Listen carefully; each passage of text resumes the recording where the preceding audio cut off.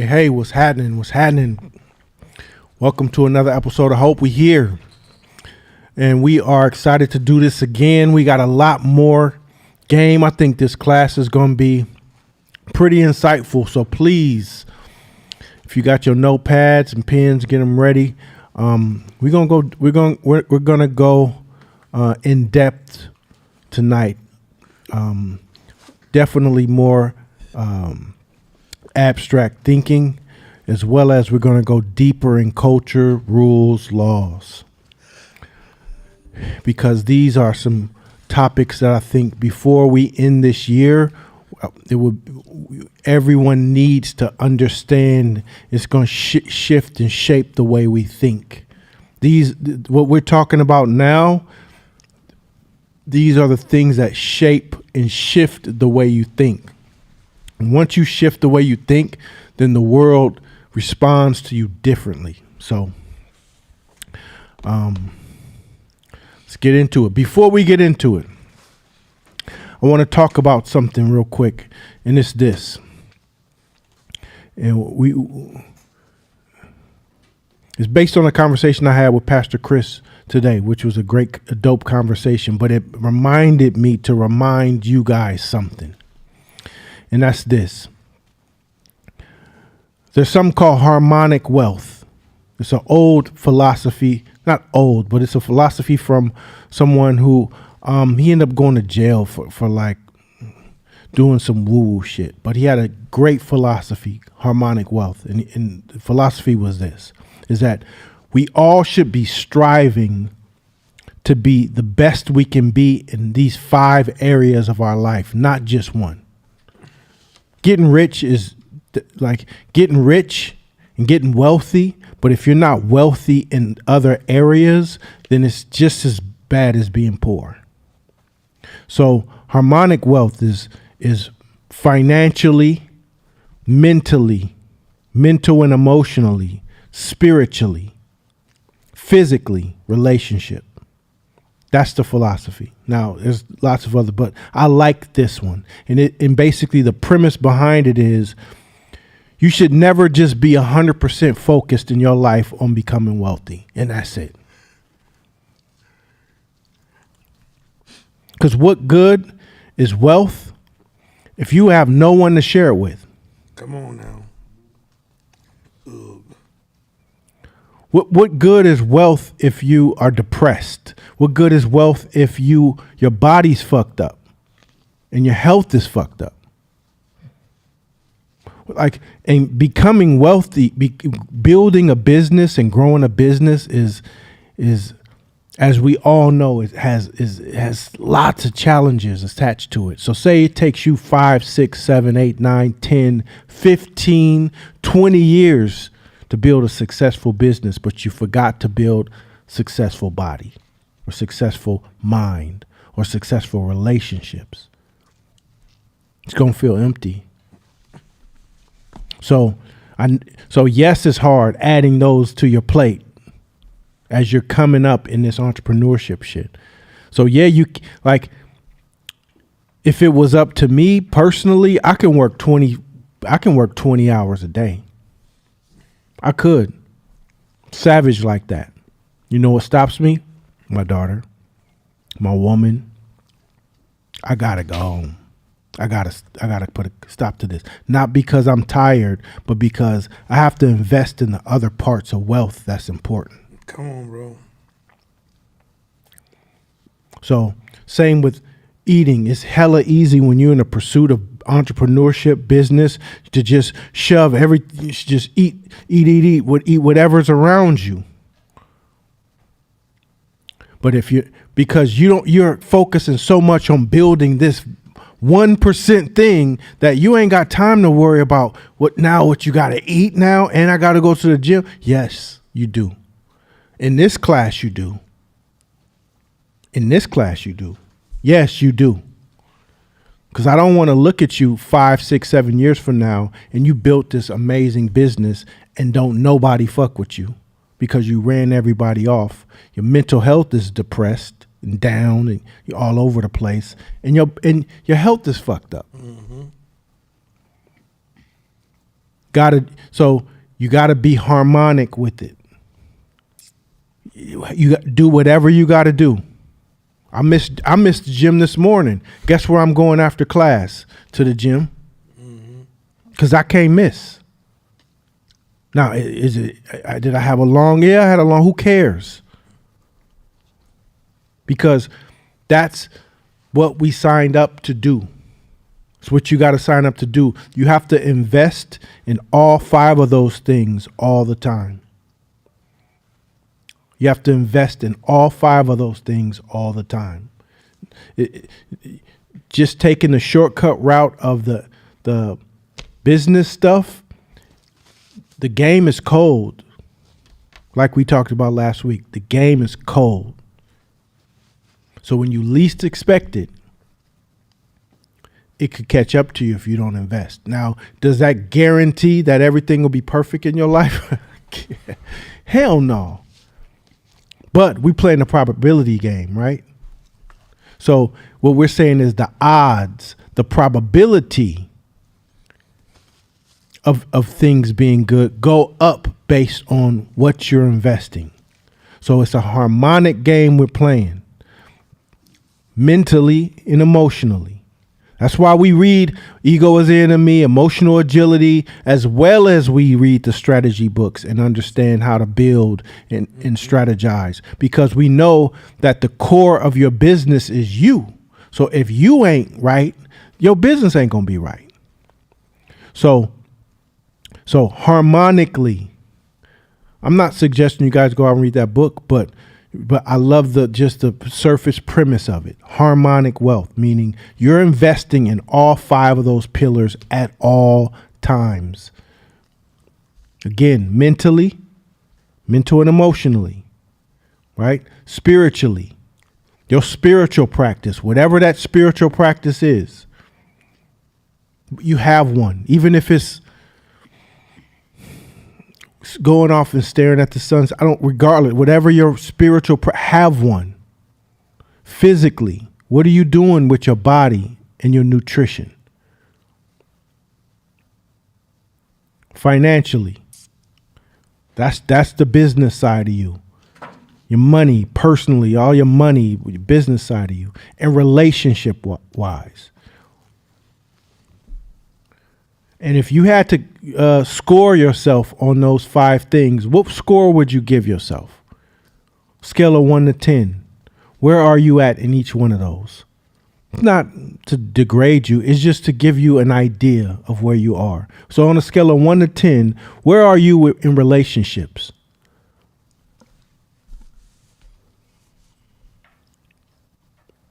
You got happy, strong, healthy relationships? Or are you going through friends and partners like Skittles? Where are you money-wise? Scale of 1 to 10. Spiritually, where are you? Physically, where's your body at?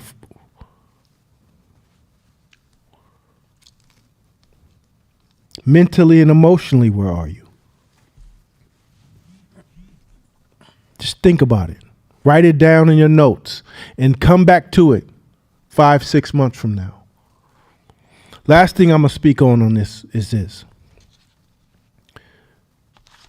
This is just keeping it 100. Coming from a place of how can I word this? I come from a place where there's not a lot of rules. So I had to create my own morality. Does that make sense? So I come from a place where there ain't a lot of rules. Damn near anything goes. So there wasn't no right or wrong or this or that. You know, there was church, but church was so high up in terms of not being able to even come close to meet the standards of that. The world that I was in, not a lot of rules. So we sort of created our rules around morality. So as I've grown as a person and as an entrepreneur, there's a lot of things that I had to let go, shed off, stop doing. let go, shut off, stop doing. Not because I thought it was bad, not because I didn't want to stop doing it. It's just because it wasn't healthy for me. So over time, over years of learning and growing and shedding and learning and growing and shedding, you look around like, damn, I'm a real fucking square. I don't do nothing.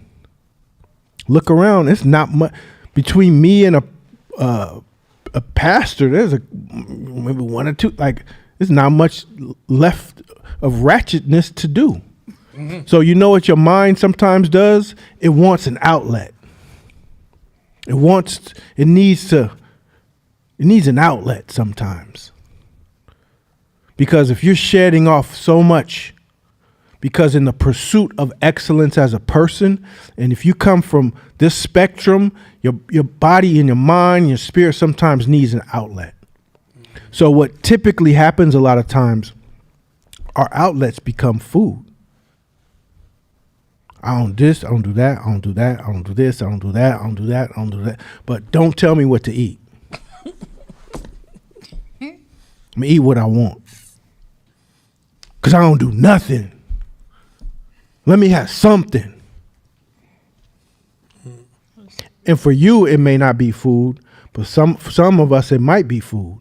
But for others, it might be something else. For me, it's something else. But I want us to have an honest conversation. That's dangerous. Mm-hmm. It's dangerous.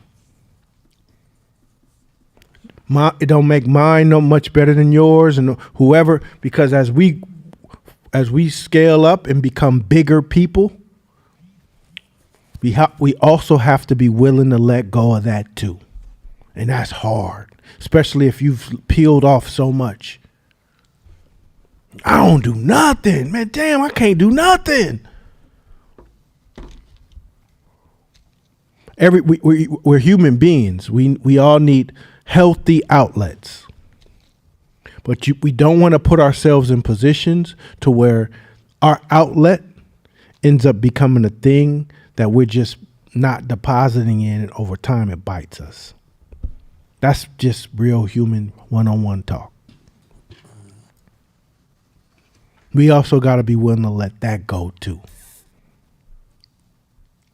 If we ever say, well, I don't care what, I'm not doing that. I'm not letting go of that. That's my thing. All right. Okay.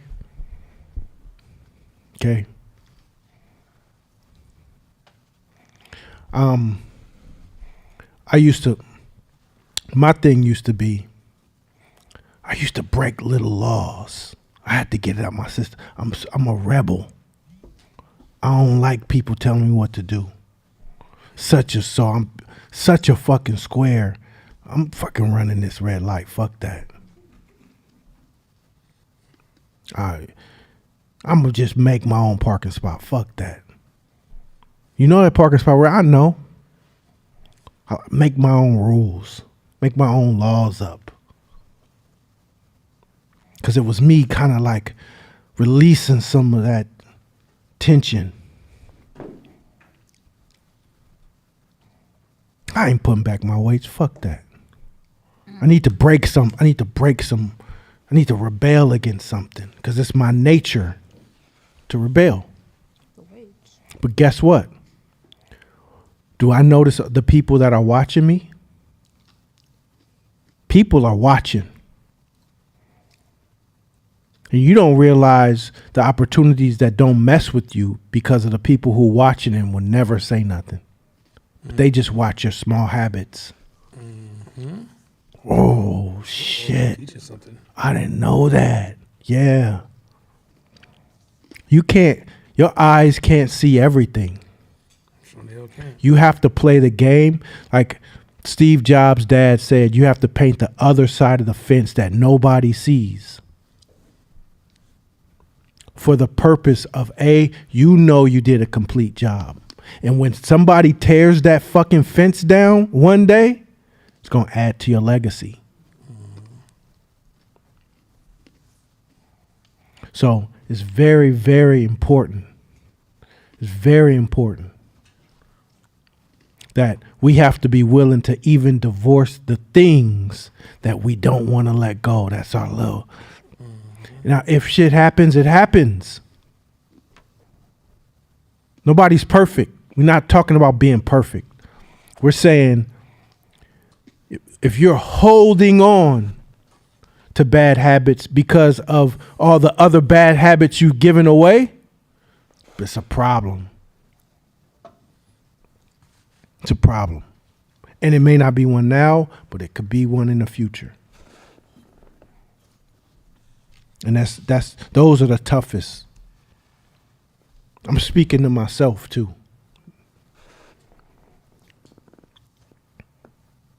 Cool?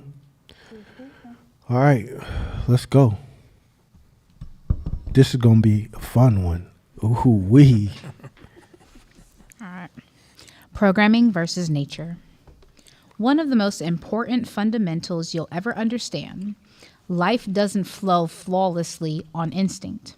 Most of your ease comes from previous programming, habits, and disciplines that make success automatic. Okay, so let me preface this. Programming versus nature. So there's a lot of things that you guys do now with ease. Like, who's a good cook? Who can cook their ass off? Anybody? So Shakina can cook. She wasn't born cooking.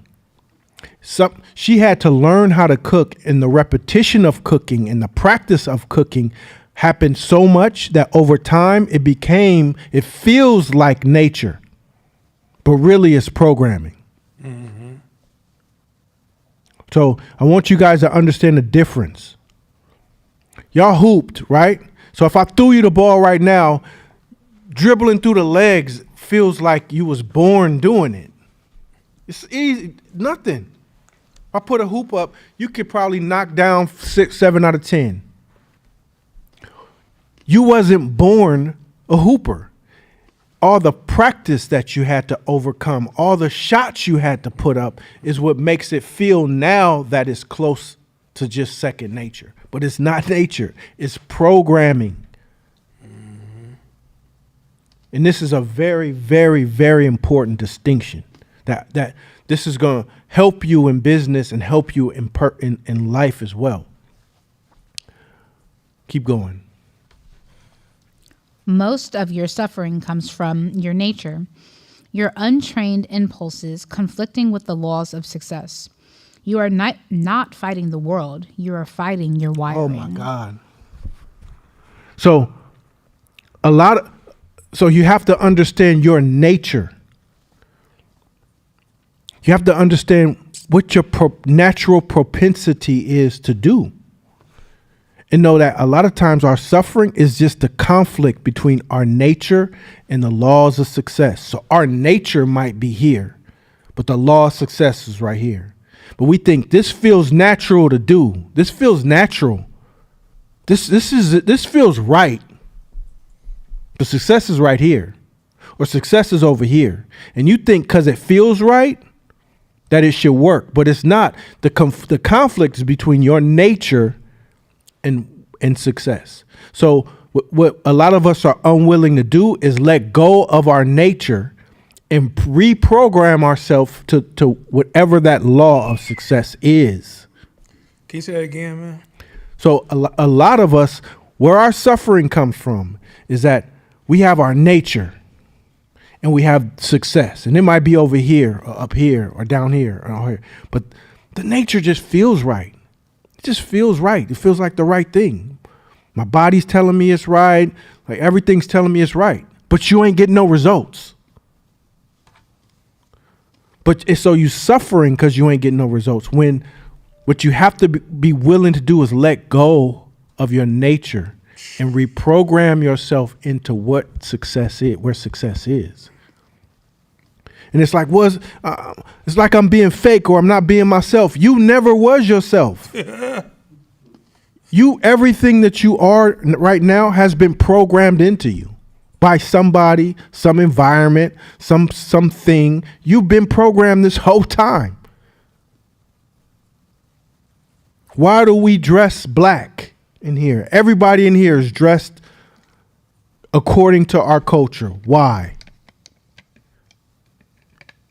That your outfits have been in your head from the day you were born. You knew that you was going to dress like this? No, you've been programmed to. Every detail. What's cool, what's not. Your environment. When you were roasted in 6th grade for wearing them bubblegum shoes or the shoes with the flops open or whatever, you didn't realize that's part of your programming. That's part of the programming. So when it comes to business, when it comes to success, when it comes to happiness, when it comes to being wealthy in any one of those areas that we talked about, you got to let go of nature. If you are not getting the results that you want, you got to let go of your nature. I'm gonna keep it 100. My nature, my true nature. If I just let myself just into my nature, I'm lazy as fuck. I don't want to do shit. I don't. My nature, kicking it. Using my brain to try to get as much done as I can with the least amount of work. That's my nature. I don't want to do no work. But the thing is, how is that going for you? How is that going for you? That's the question you have to ask. If the answer is not where you want it to be, then I have to go against my nature. I learned that early. I had a best friend named Eric, and his family, they were a black family, and his dad had a contracting business. They were like the only black family in this one neighborhood, just always mobbing like brand new Lincoln Continentals and like big giant houses with the swimming pool in the back. And I was fascinated by this family. Like, damn, this is the kind of the Huxtables in real life. Dad always, because he was a contractor, always yoked, muscles, biceps. And so I said, hey, can I come to work with you? He was like, yeah, of course. I lasted half a day. Got there at 8. By 12, I was asleep in the back of his car, back of the truck. Couldn't handle that shit. Hell no, I'm not taking a sheetrock climbing up a ladder on top of a house and putting. Hell no, I'm not doing that. But he's like, this is how I got all of this stuff. It's not going to just be handed to you. My nature, kicking it. Nature's kicking it. I'll tell you another thing. My nature is when shit gets like rough to like, just like, man, I don't want to do this. That's my nature. So I had to learn, oh yeah, that's not, these two things ain't happening. I had to confront both of those. Lock myself in a room with both of those and be like, one of us is walking out of here. Mm-hmm. I'm killing you. I'm killing you and I'm killing you. Mm-hmm. And this says, how do you, it's not the next slide yet. So I had to reprogram my mind so that over time, I forget that that's even my nature.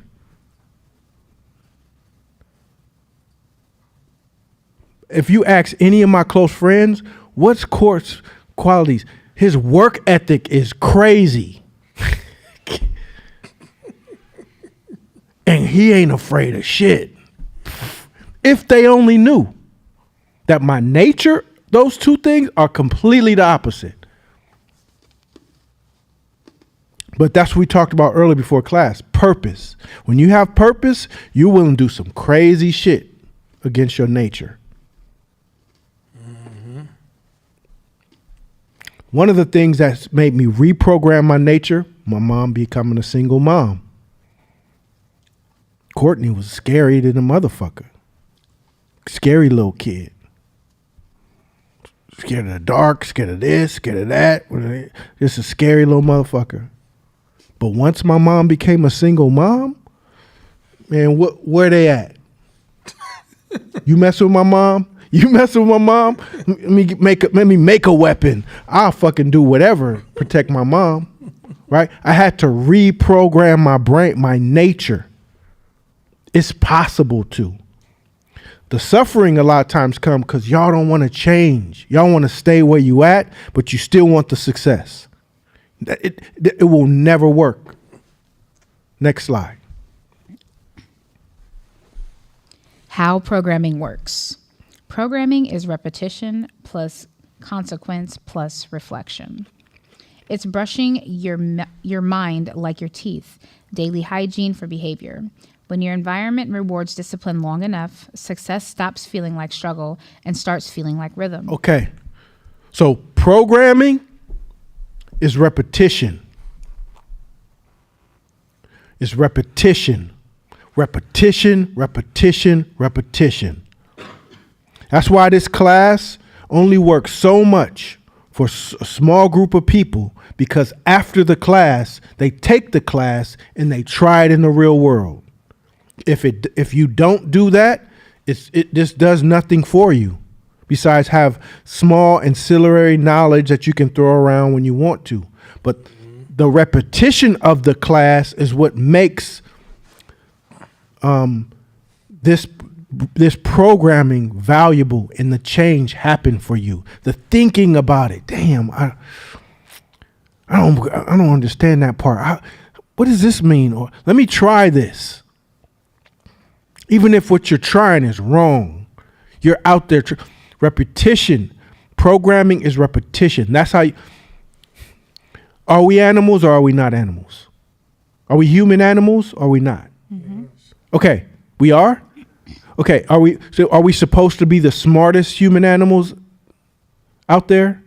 We're supposed to be, right? Mm-hmm. So how do you train a dog to sit? Command them and reward them for good behavior. That's how you train a dog to sit. How you train a human to how you reprogram a human, you train them the same way. Repetition, reward, consequence. Repeat. Repetition, reward, consequence. But the extra thing that we have that dogs don't or other animals don't, we have the ability to reflect on it. Ponder, think about it, learn from the lesson, get better, tweak it, really reflect. Try it this way, try it that way. What is the odds? What's the probabilities? We have a higher level of thought to help us drive the programming into our minds a little bit better. But that's how you do it. You can't reprogram without lots and lots and lots of repetition. Now, depending on your nature, depends on how much repetition you need, how far away from the success goal you are.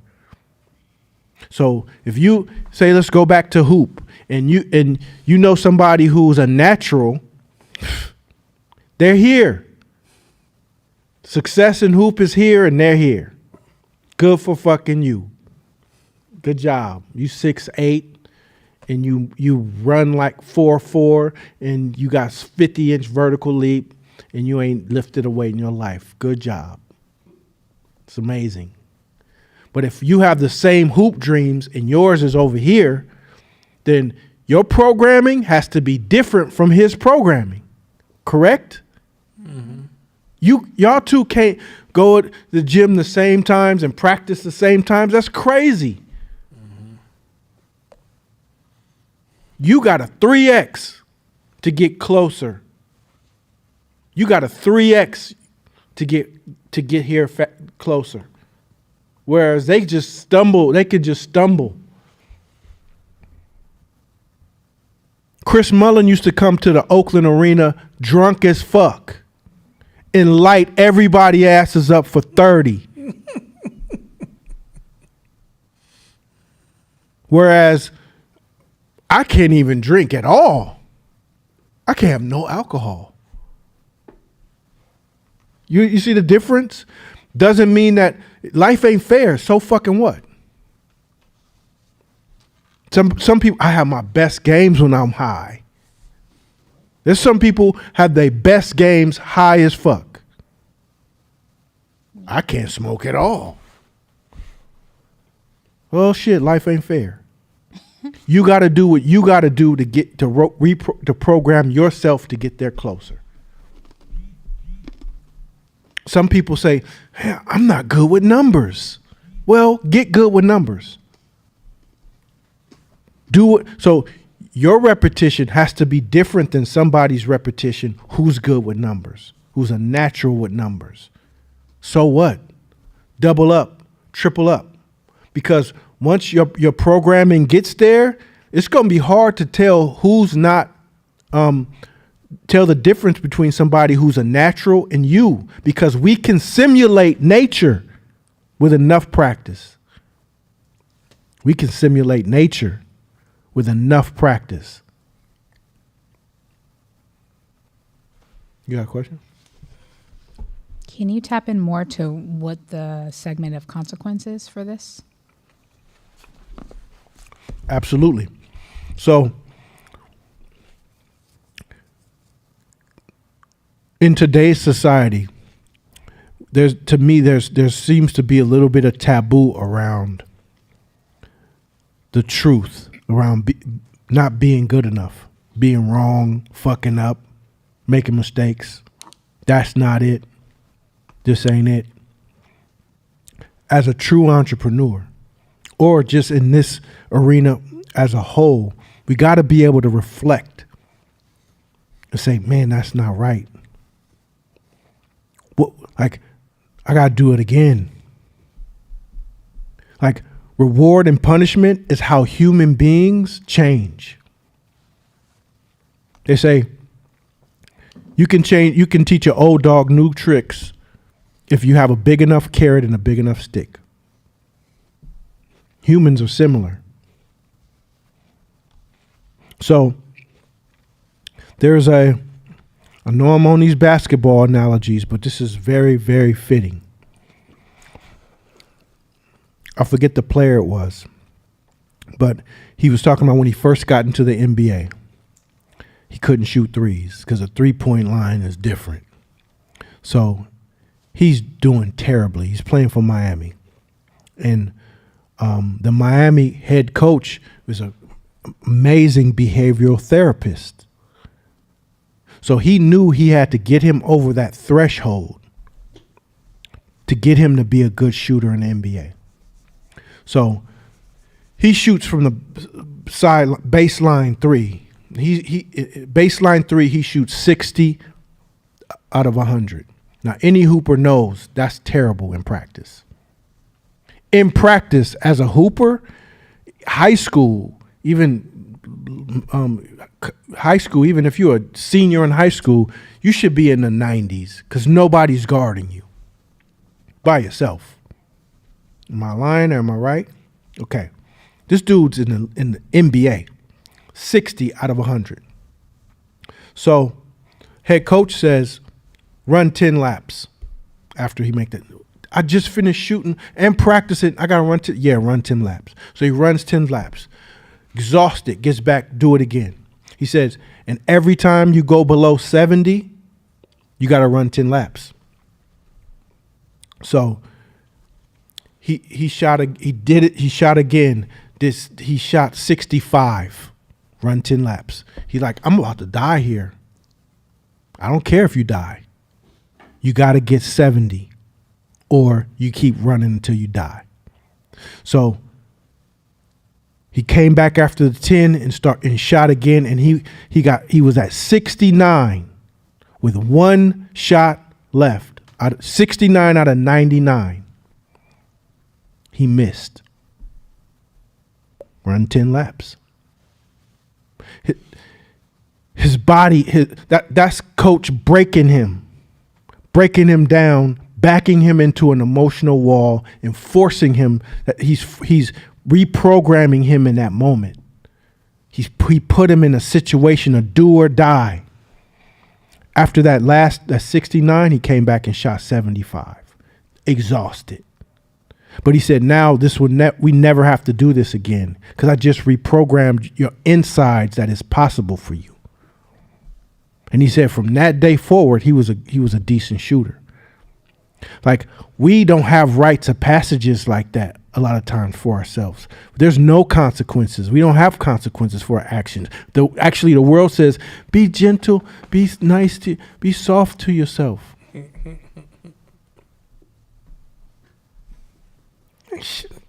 Hell no. Didn't get it. Not saying you're abusive to yourself.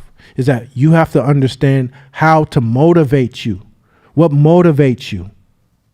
What doesn't motivate you? What gets you going? What gets you to do one more rep or stay extra long or be somewhere when you don't feel like being there, but you know it's what you're supposed to do. Like, all those things are the things that you have to pull out of you and program yourself so when times are ugly or times are tough, it's still automatic.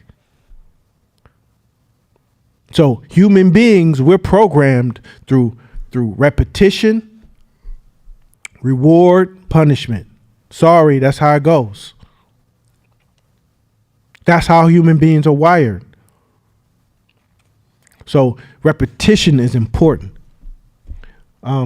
Keep going. Athletes don't try to show up. They're programmed to. That's culture made personal. So in entrepreneurship, it's the same. We become entrepreneurs a lot of times for different reasons. But the premise behind entrepreneurship is you don't have someone behind you pushing you. You ain't got no job like that. You don't have somebody behind you. Go, go, go, go. You could do it. You could do it. So the most important thing you can do as an entrepreneur is learn how to do it yourself. Learn how to program yourself. Learn how to get yourself up. Learn how to push your mind when you want to drift. Learn how to get you back on track when you want to get distracted by things. You have to learn how to manage the brain, mind, spirit within you, because nobody's going to do it for you as an entrepreneur. They're not. Stop there. Can I ask a follow-up? So if you're like, well, I want to go to the gym, but I need a workout partner. You got some work to do, because ain't no workout partners in entrepreneurship.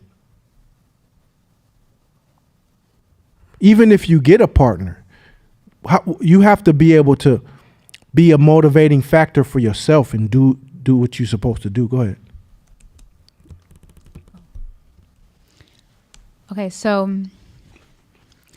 you know how they say how you live one part of your life is how you live all parts of your life? So like in business, I feel like I have a pretty accurate grounding on these things. In my personal life, I definitely have a problem with consequence, which is why I asked. So like, I will knock out repetitions like my life depends on it because I don't have a problem with friction. But my nature is when conflicts arise, I'm ready to fight. Like that's just like my response is battlefield, right? And that's been something that I know and that I've intentionally tried to work on because I know that fighting doesn't solve most problems.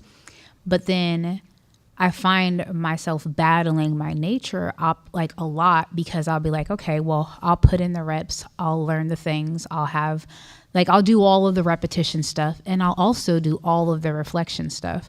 But when my brain gets confronted with consequences, I'm like, what do you mean consequences? And so I'm trying to figure out how to rewire that part of my brain because it really is like in my head when consequences are are on the table, and I'm sharing this because I'm thinking that maybe other people might have the same problem. So don't leave me hanging, y'all, if y'all got the same problem. But like, what do you do, like, if your nature is not to be scary but to charge at things? Like, because how do you develop a better relationship with consequence? Again, it comes down to the three things: repetition.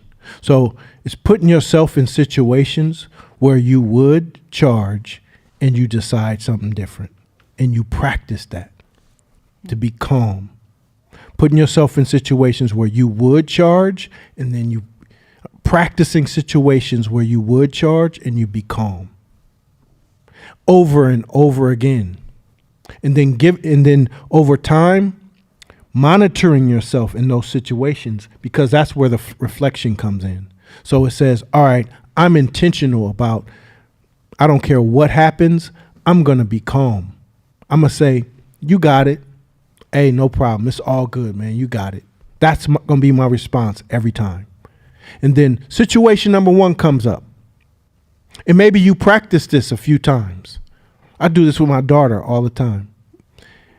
Maybe you practice it a few times with a friend, you guys busting up, laughing, whatever, but that you're still practicing.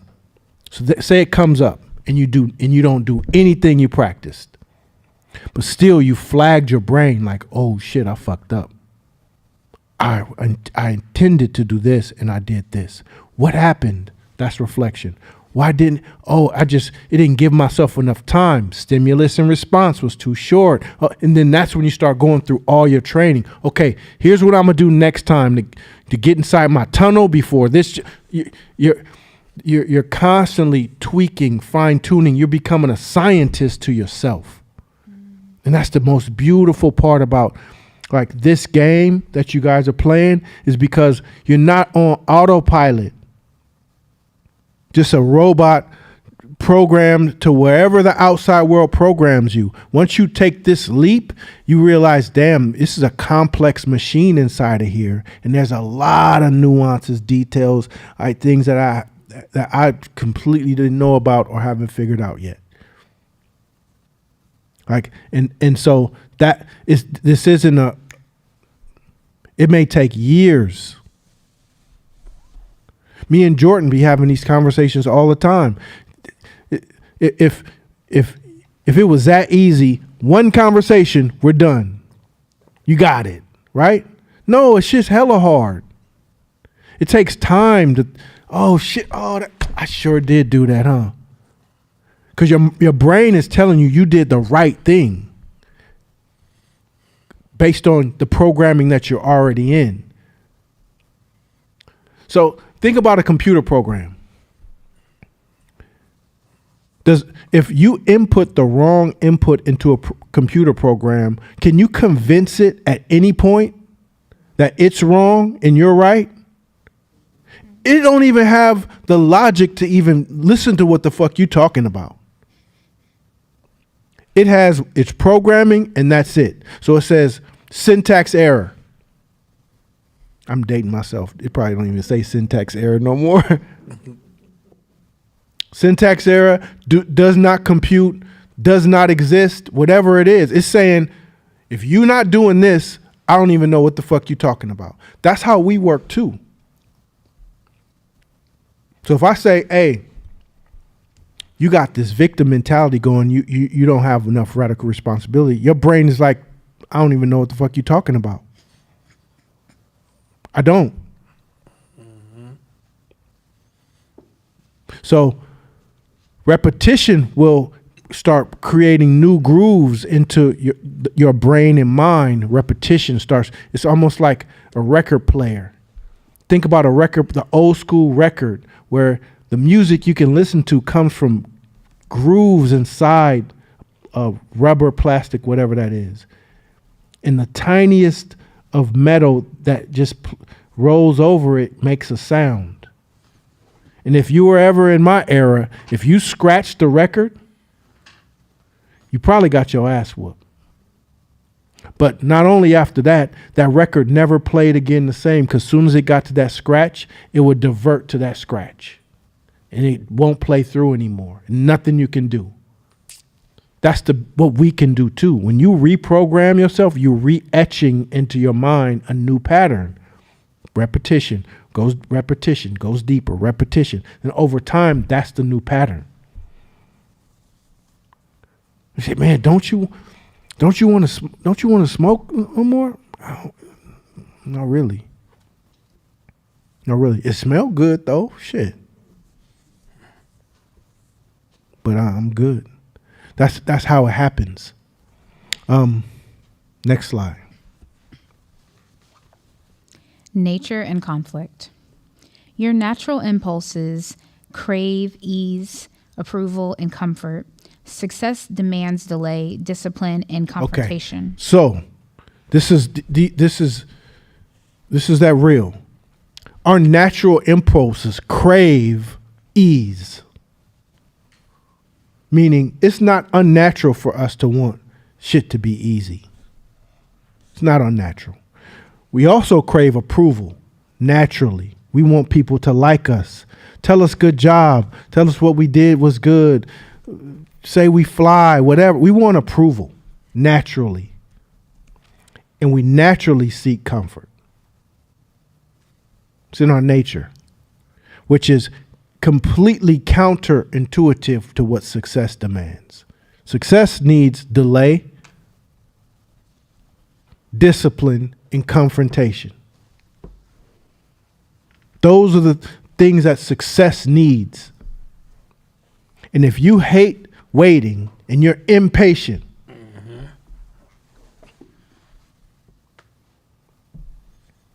and you're undisciplined as hell, you don't know how to say no to yourself. You don't know how to say no to yourself. And when problems arise, your flight kicks in. You run. You don't want to address them. There's no success there for you. You over here, success over here. You got to lock yourself in a room and pull out ease, approval, and comfort and say, look, I'm walking out of here. Only one is walking out of here alive, not y'all. Have that conversation with yourself. And from now on, I'm going to learn, I'm going to repeat, I'm going to drive into my conscious mind and my subconscious mind that delay, discipline, and confrontation are the best things for me and my success. Keep going. Until your habits are reprogrammed, your nature will keep violating your goals. Discipline feels like punishment until your results rewire your reward system.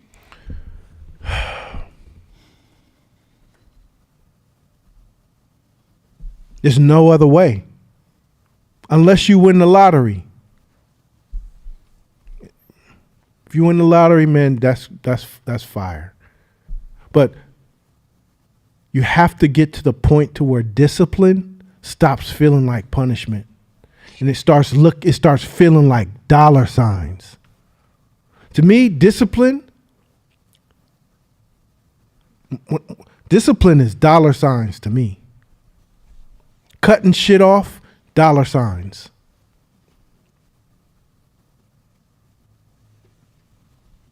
That's true.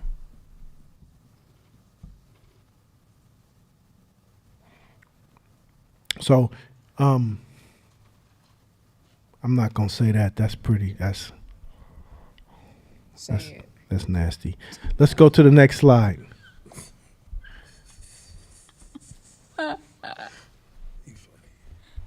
Instructions.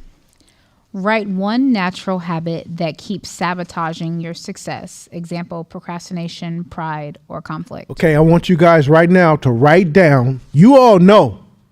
You know what it is. Just write it down. You got one habit that's part of your nature that you think keeps sabotaging your success. One thing. Write it down.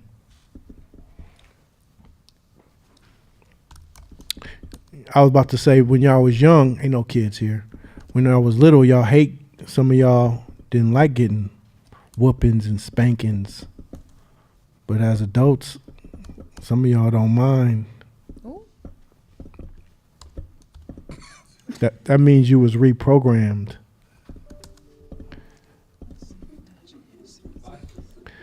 Write it down. You understand me?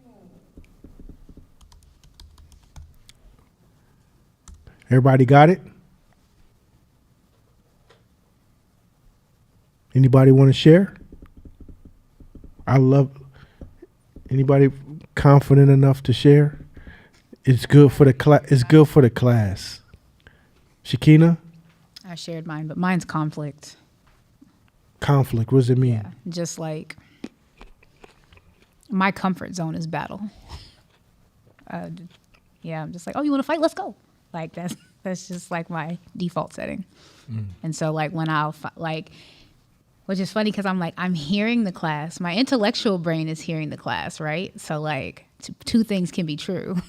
And I'm like, yeah, that makes sense. You can still catch me outside though. So it's just like there's these two currents flowing and I'm like, okay, but we're choosing success and depending upon, how much access I give to what part of the brain is the outcome. And I'm realizing that that's sabotaging me, but yeah. Anybody else? Thank you. Right here.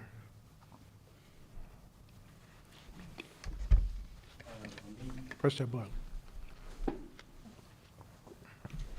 That hoodie clean, by the way. I appreciate it. I said being unorganized and not being on top of the numbers, on top of my work, and just kind of just freestyling, getting into the work and just going. All right, this need to go. Or I just got this email and it's all over the place. And so it works to an extent, but it's not scalable. And so it's one of my bad habits that is my nature. I was a kid in class that had all my papers in my backpack, no organization, folders everywhere, and I see it turning up in my business, and so it's definitely something that is sabotaging my success. Hey, that's fire. Thank you. Yeah, and typically it's like that. You know your nature when it's something that you've been doing your whole life. Something you probably got whoopings for when you was a kid. Something you got in trouble for that you didn't want the whooping, but you can't change it because that's who you are. And you see it creeping up into your adult life, and now you see it affecting your adult life. And most of the time, I know for me anyway, my brain said, if I had this bad habit for this long, there ain't no changing it. Which is a myth. In a lot of cases, it's a myth. But thank you for sharing that. Anybody else? I have a question. When you say it's a myth, is it more so like how we were talking last week about trade-offs? Is it more so that our brains are finding more value in like being right or embracing where you're at now versus uncertainty and like the potential, like can you dig deeper into the myth part? Well, most of the times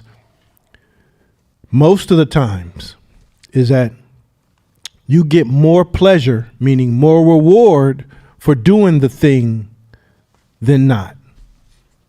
That's really what it breaks down to most of the time. Because what you call your nature most of the time is programming. Somebody programmed you. You can say that that's been your nature, but maybe you didn't have any consequences for not being messy when you was a kid. Imagine if you came out and you were born, and as soon as you were born, every opportunity that you had to be trained, to be organized, your parents jumped on that. 3 years old, jumped on it. You had to clean your room before you came out. You had to organize before you did this. Before you had to play, you had to organize. You got checked on. Every time you got checked on periodically by your parents, and they nudged you, course correct you into organizing when you were 3, 4, 5. Now imagine at this age now, would that even be an issue? No, it was programming. So just the way you were programmed into it, with enough desire, enough purpose, you can program out of it. Now, if you've been doing it a long time, it's not going to be easy. And I'm sure there's some things that are deeper than what I'm saying, but I'm talking about the rule, not the exception. Next slide.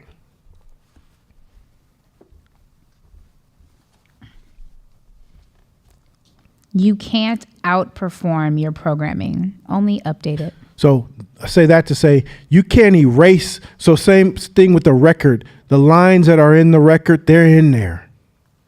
You can't erase those lines, but you can program over it. So it's not about going back and erasing what you've been through. It's about creating new programming. So moving forward, you move in a pathway, in a path as a different person. Doesn't mean that you forgot about that or that's not an old version of you. It is, and it's back there.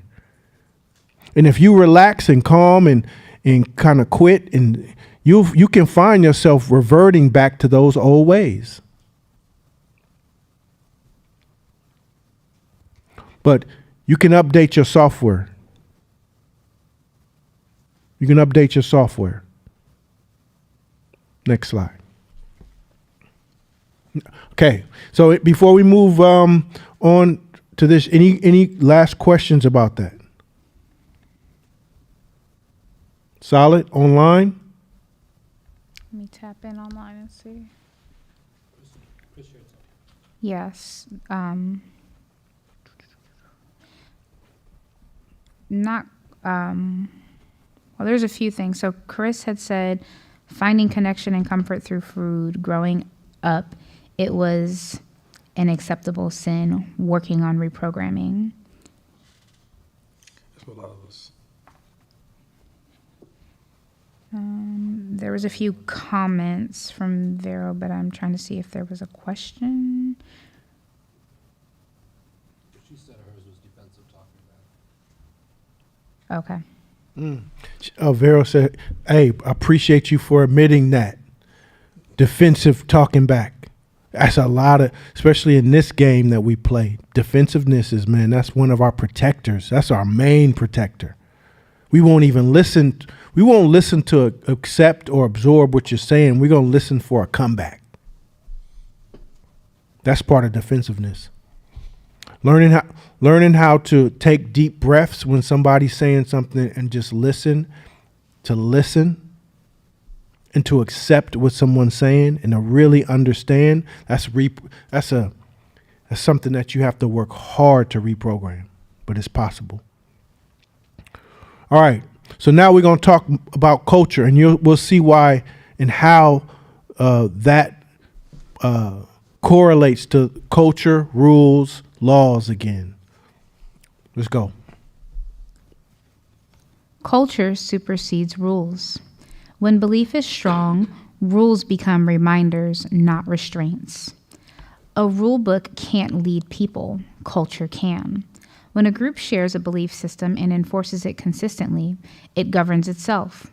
When that belief weakens, rules turn into paperwork. Okay. So if you have a population of 500,000 people, say Oakland, California, how many police officers do you need to enforce the laws? Couple hundred. How many? It's relative. You know why you know why you don't need 100,000 or even 50,000 is because when you build the culture, most of the culture follows the laws themselves. Police become reminders of the laws. Their presence become reminders of the laws. When you see red lights, it's reminders of the laws, and that triggers you and reminds you that they can be anywhere. So your culture, one, is what guides you and makes you do the right thing. And then the The officers that are there are reminders, are beacons that to uphold the law. Same thing with culture and rules. If you do it the opposite way and you just make a whole bunch of rules, but you have no culture, everybody on your squad's gonna be breaking the rules. And you'll be writing them up, writing you up, and all you'll do will be nitpicking, arguing, fighting about rules versus building culture. And culture is when everybody has a fundamental belief, a belief that everybody buys into. Then you guys police each other, because at this point, culture is branding, and branding says people like us do things like this. So when you stop doing things like this, then everybody's going saying, "What you doing?" That's not how people like us behave. Looking at you crazy, and you get back in line. And the more you get out of line, then they consider kicking you out the tribe or the culture. I never forget my boy Anthony, man. Like when I changed my friend group and I was trying to just do the right, be a better person, and I changed my friend group. And me and Anthony was just a overall good dude, man. Just good dude, nice, and he was a good friend, like new friend to have. And so I'm hanging with his friends, and I'm new to their circle. We all walk into the bowling alley. Dude says, "What you looking at?" to my friend Anthony. "Fuck you looking at?" So I go to protect him, like, "What?" And I like go to flex up on dude, and Anthony grab like, "Dude, what you doing? We don't do that type of shit. Who cares?" And I was like, "Oh, all right. So y'all just let that shit go?" Like, yeah, I don't care about that. I'm getting my hand slapped for not behaving in the new culture because I was programmed in a different culture. See what I'm saying? So that's how you, so if you're in a situation where you're building a team in business, in family, in anywhere, you start with culture, not rules. Rules are just beacons to remind people what the culture is. Culture is shared belief and getting so, and ingraining that shared belief so deep into the culture that everyone polices themselves. I'm having to learn this because my headquarters is in Oakland, and we have an annex office that we're building out in Walnut Creek. So I'm having to spend months. This is my second or third month in Walnut Creek, not in my home, not in my headquarters. So how is my team?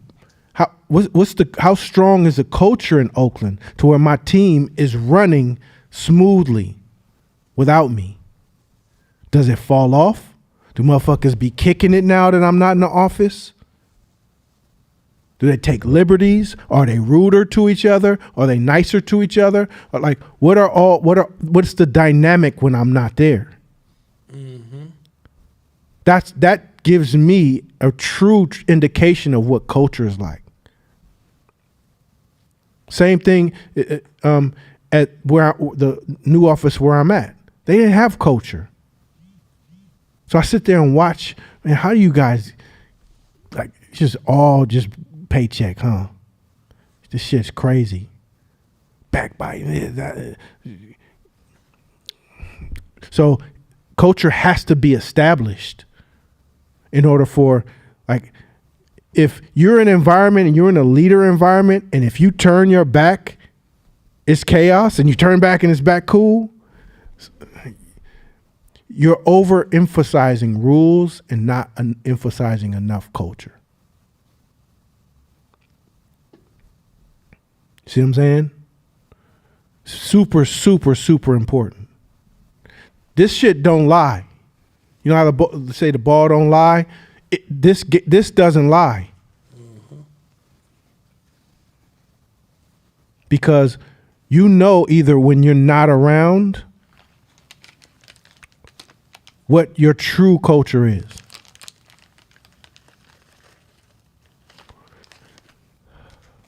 Next slide. Values, culture, rules, behavior. When belief is strong, rules become reminders, not restraints. A rule book can't lead people. Culture A can. rule book can't lead people. Culture can. When the culture is strong, rules is just reminders.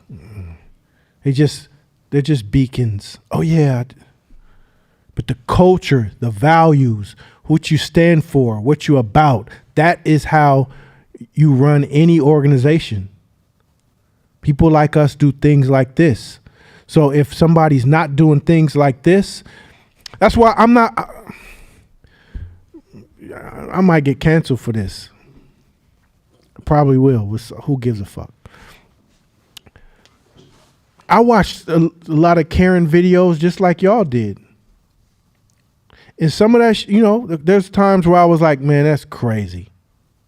But a lot of those, I'm not mad at them. I'm not mad at them.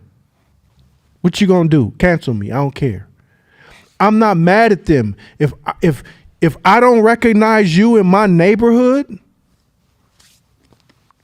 and you look kind of suspicious to me, I'm gonna ask you, hey, you good, bro?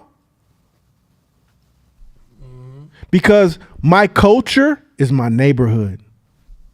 My neighbor to the left and to the right of me, we got a pact that if anything suspicious happens, we got each other's back.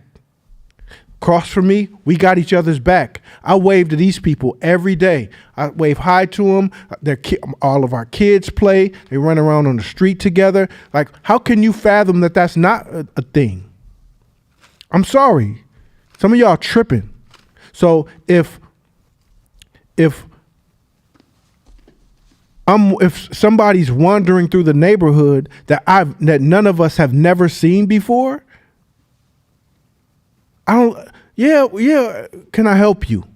I'm not mad at them. Hey, if I'm your neighbor and you're like that, I'm glad I got you. Thank you. Cause you're gonna go hard because you this frail looking white dude and I whoop your ass, but you have enough courage to still come out and question me. I fuck with you as my neighbor. But sometimes we get caught in the other shit. Cause it's a culture, it's a neighborhood, it's a community, yes.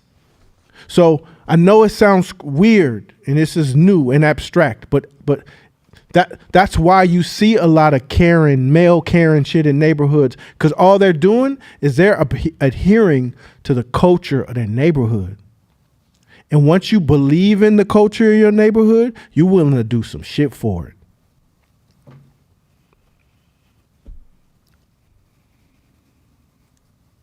I mean, if any of you guys were a security guard at Walmart and you were in the theft department and you saw somebody just booking out the store with hella shit, would you tackle them? Would you grab them? Would you get in front of them? Or you like, hey, I don't get paid enough to do that? That part.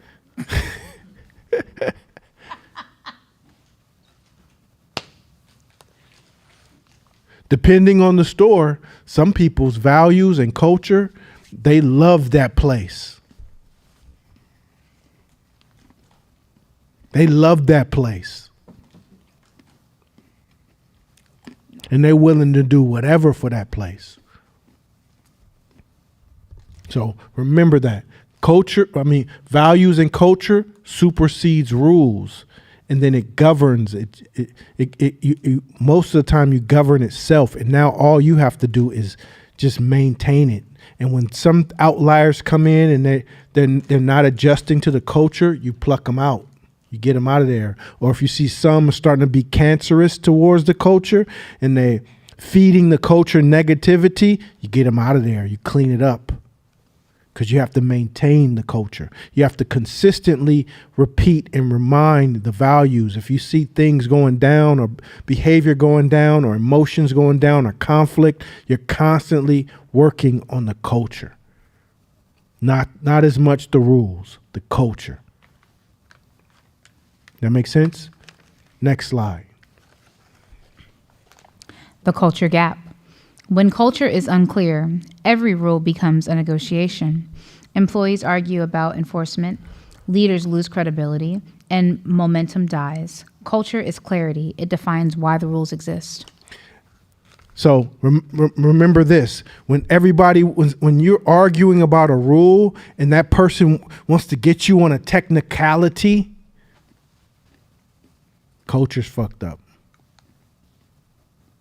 Technicality. Well, technically I didn't do. Well, technically I wasn't. There's a cultural gap there. You know what it is. You know what being on time means. You know what giving your all is. You know what working together is. You know what clear communication is. Like, you know what those things are. But if you're in constant battles about technicalities and technically this and technically that, you have a culture problem. Make sense? Keep going. That's the next slide, right? Yeah. Think of one rule you've seen broken repeatedly. What missing value or virtue made it hard to enforce? Discuss the answers. Okay, first one I want to ask Jordan. What rule have you seen broken repeatedly in our office? And what missing value or virtue made it hard to enforce? I want to learn some shit in this moment. Will playing right and wrong be a rule? Yeah, that's been one of those things that's been repeatedly broken in our office. Yeah. And what missing virtue do you think it is that makes it hard to enforce? I don't know.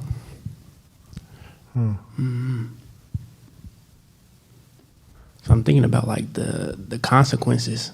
Like, we don't really got too many consequences besides you jumping in and saving the day.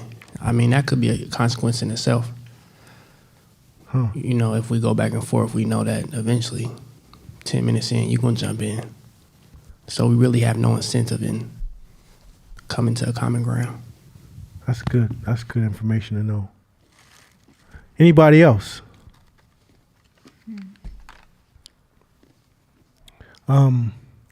Any rule.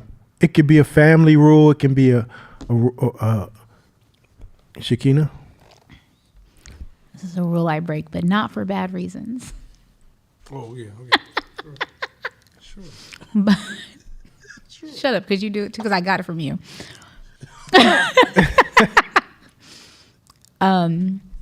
Like parking, like, so like when there's like when I go to public spaces and if I see a whole bunch of broken cars, like I will not park my nice car in a tight space. So if there's like hella small spaces, I will like intentionally take 2 spaces because I don't want somebody to hit my car. But it's not because I'm like, I'm about to be a ass and do this. You're one of them. I am one of them because I don't want to have to come and drop you for hitting my car. So I'd rather just take up 2 spaces and have to get physical.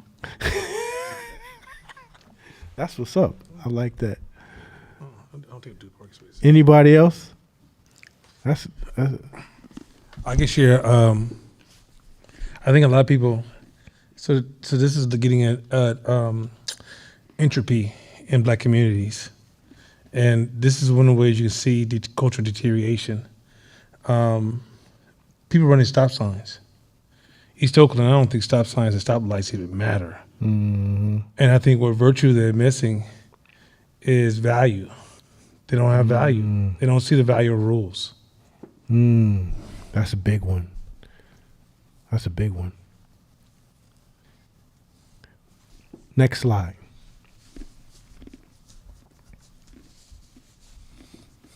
The virtue game. Virtue plus consistency plus enforcement equals culture. Culture. Oh, you going? Keep going. Sorry. And culture isn't built by slogans. It's built by repetition and consequences. Every day, you either confirm or contradict what your organization claims to value. The moment you stop enforcing virtue, the culture starts eroding. How many? Who has more than 2 tickets? Who's got more than 2 tickets? In lifetime or this year? Lifetime car. Oh, Who lifetime. got more than 3? Anybody got more than 4 tickets in their lifetime? How about more than 5? No. 5 tickets getting pulled over. Oh, I'm Okay, done. pull over. I'm two. Yeah, I got 2. Oh, okay. Who has gotten pulled over and gotten citations from police officers more than 2? I'm two. More than 3? More than 3? 2 people more than 4? Damn, Josh. So 90% of this room, except Josh, it took you 3 times at the most to get citations from police officers to be virtuous on the road. See what I'm saying? It only took you 3 tickets to now you're an angel on the road. You don't get tickets. You haven't got tickets. When's the last time you got a ticket? Years? Last week? Her. Because consistency plus enforcement will create the culture and create virtue. Some of us are virtuous not because we're angels, it's because we've been programmed virtue in a particular area. That's it. If given an opportunity to do hood rat shit, we would do it if there were no consequences. Probably true. For a lot of people. So if you want to build culture, consistency, and enforcement. So I just learned something from Jordan. So in our staff, right and wrong has been an issue. We've been working on right and wrong a lot. And so I sit back and let them battle it out and hoping somebody says, I don't want to play right and wrong. Let's get to a solution. So then I jump in and say, come on now. We're playing right and wrong. You playing right and wrong, you playing right and wrong. Let's get to a solution. I got to take a different approach because we've been playing this game for a year. Right? And the feel of there's no enforcement. I just fix it. So you can't, again, we're human animals. So you can't usurp this. Consistency plus enforcement equals culture. And now you become virtuous. A lot of you guys, I'll say this too, is that a lot of y'all are good Christians not because it's in you. You don't want to go to hell.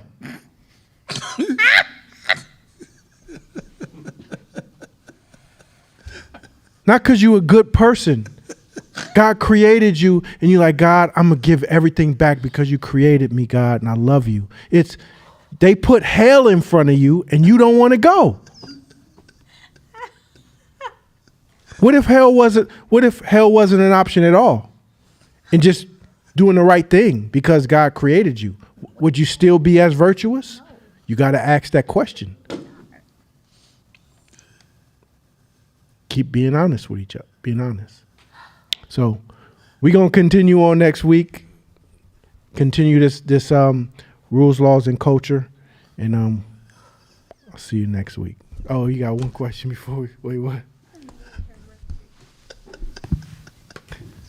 I think I understand obviously the consistency and the enforcement, but I'm just trying to wrap my mind around what does it look like to establish virtues, and what are some examples of that that you could that will create the culture that is a healthy culture as well.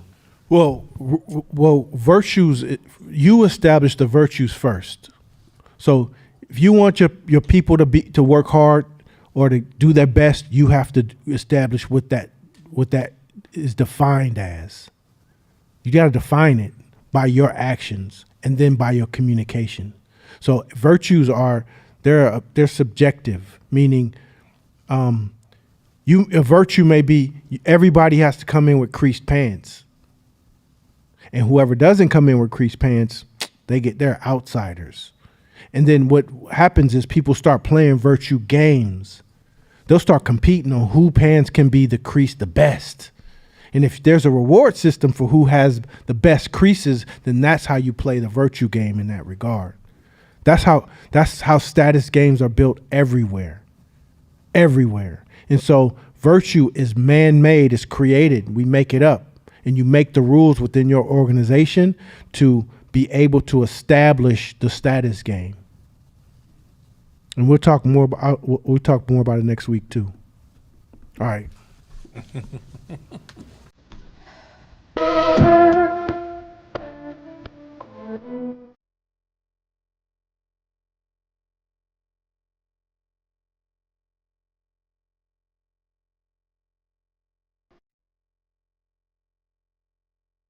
One of the things I would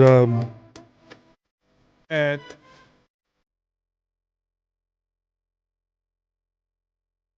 Real quick.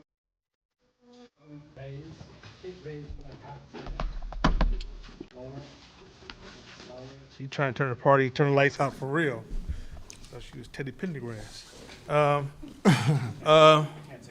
Okay, somebody help her out, please. She think this is KBLX late night. Okay, here you go. Cool. Okay, somebody help her out. Thank you.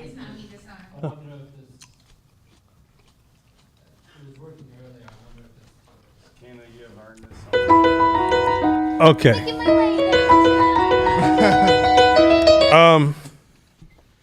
You know how you can make virtues work better? It's a philosophical journey.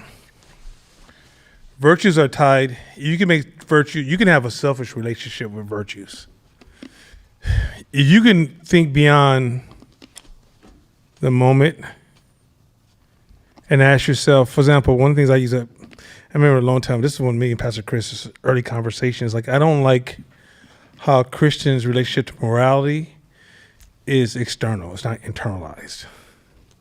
So what's the value of you not doing this? What's the cost of you doing that, right? What makes virtues actually work and carry strength is when you can personalize the return of your investment. So this class is based on a virtue of giving back to my community. But what you'll realize that what's programmed into my human mind is that if I achieve success and don't share with somebody, success is not a goal. It's the privileges that success yields you that is the gold. And part of the real goal is your relationship with other human beings. So if I gain wealth and I'm not able to help others or share with others, then there's something about me something's missing in me. What could please me as a human being is serving others. Like that's almost like programmed into all of our minds. We are most happy when we're serving others. And so it's virtuous for me to say I'm going to create a program where I'm going to sacrifice a certain amount of my time and efforts to help my community. That virtue wouldn't work so well if my framing was, I got to do this class to give back so people don't think I don't give a shit about black people. like that's, you see what I'm saying? Like if I just can see how it relates to benefits me as opposed to externally programming it, then virtues become something that you can own. When you see communities, for example, when you ask a question about police officers, do you know before the crack era, cities like LA may only have 5 police total on the streets at one time? Because the culture was so strong before the crack era in the black community, we didn't have those kind of problems, right? If you don't believe me, go to a strong white community right now that has not been hit by fentanyl or crack. Go to Walnut Creek. And you would starve your attention to find police officers. You see them every purple moon, but you don't see like you see them in Oakland, or you see them in some of the cities where there's a collapse. Well, talk to the homeowners in Walnut Creek, and what they would express to you is these characteristics of culture and value on what they have, and they understand what it takes to keep it. They understand the ecosystem that they exist in. They understand. So, for example, my partner who lives in Walnut Creek he bought a couple of pieces of property in Walnut Creek. You're not even allowed to park in front of his house. When you go to somebody's house, there's a designated area for you to park over here, or you have to park in the driveway, or there's no parking at all. But there's no streets, there's no cars on the streets. So you're walking down the street with your kid, it's just the cleanest street you've ever seen in your life. So they can easily tie that connection. Well, to our people, quite often, a lot of reasons for distortions, and it's not judgmental. I don't ever want to judge our people as being bad. That's a dangerous path to take. But there's a lot of distortions. So a lot of times, we don't see that not throwing the garbage outside the car helps with transforming our communities. The black communities most of the hood in Oakland hood, Richmond hood is prime real estate. But we're not making that connection between how we act and how we live. And so in the end, somebody from the outside can say, well, damn, y'all shitting where you eat. We lack that connection. So it's hard to build virtues when you don't see those connections. And here's the funny part about that connection.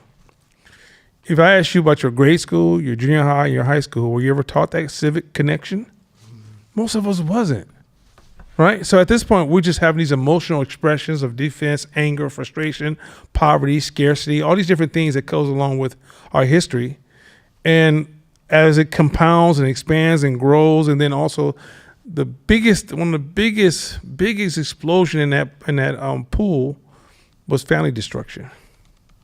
And what happened, if you watch Crack Era, we watched families just die right in front of us, right? And then from family destruction in our community, you're starting to see it now in the white community with fentanyl. It's just destroying families. And so, and a lot of times, a lot of those virtues are transferred through family. But when family fall apart, how are you going to tell this young brother on the streets about these virtues when he never had a family? He's been in full survival mode. He's going with this. So it's like, so virtues is a very complex thing. It has to be incentivized. And people have to see the connection, but it has to be personal ownership. And what happens a lot of times around virtues is that it's dangerous when virtues is this external thing that you just do for a reward, as opposed to a personal return on your investment.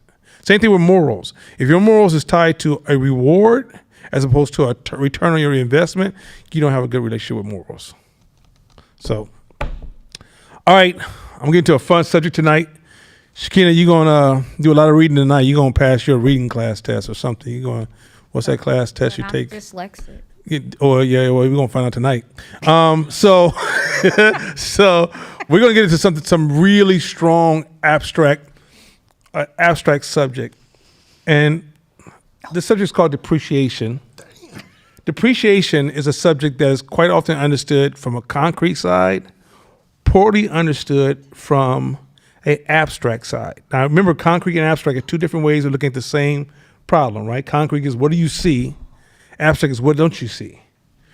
I would argue that many of us need to develop a stronger abstract muscle with depreciation.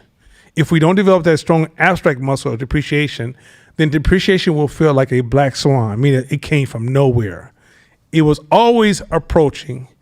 It had signs of its arrival, but you didn't have the right type of mindset and awareness to address it. So I'm going to go through this depreciation, and this is going to change your end of the year report and that bullshit you tell yourself. So, Shakina, you ready? Yes. Okay, let's do this. Depreciation. What is depreciation and why it matters?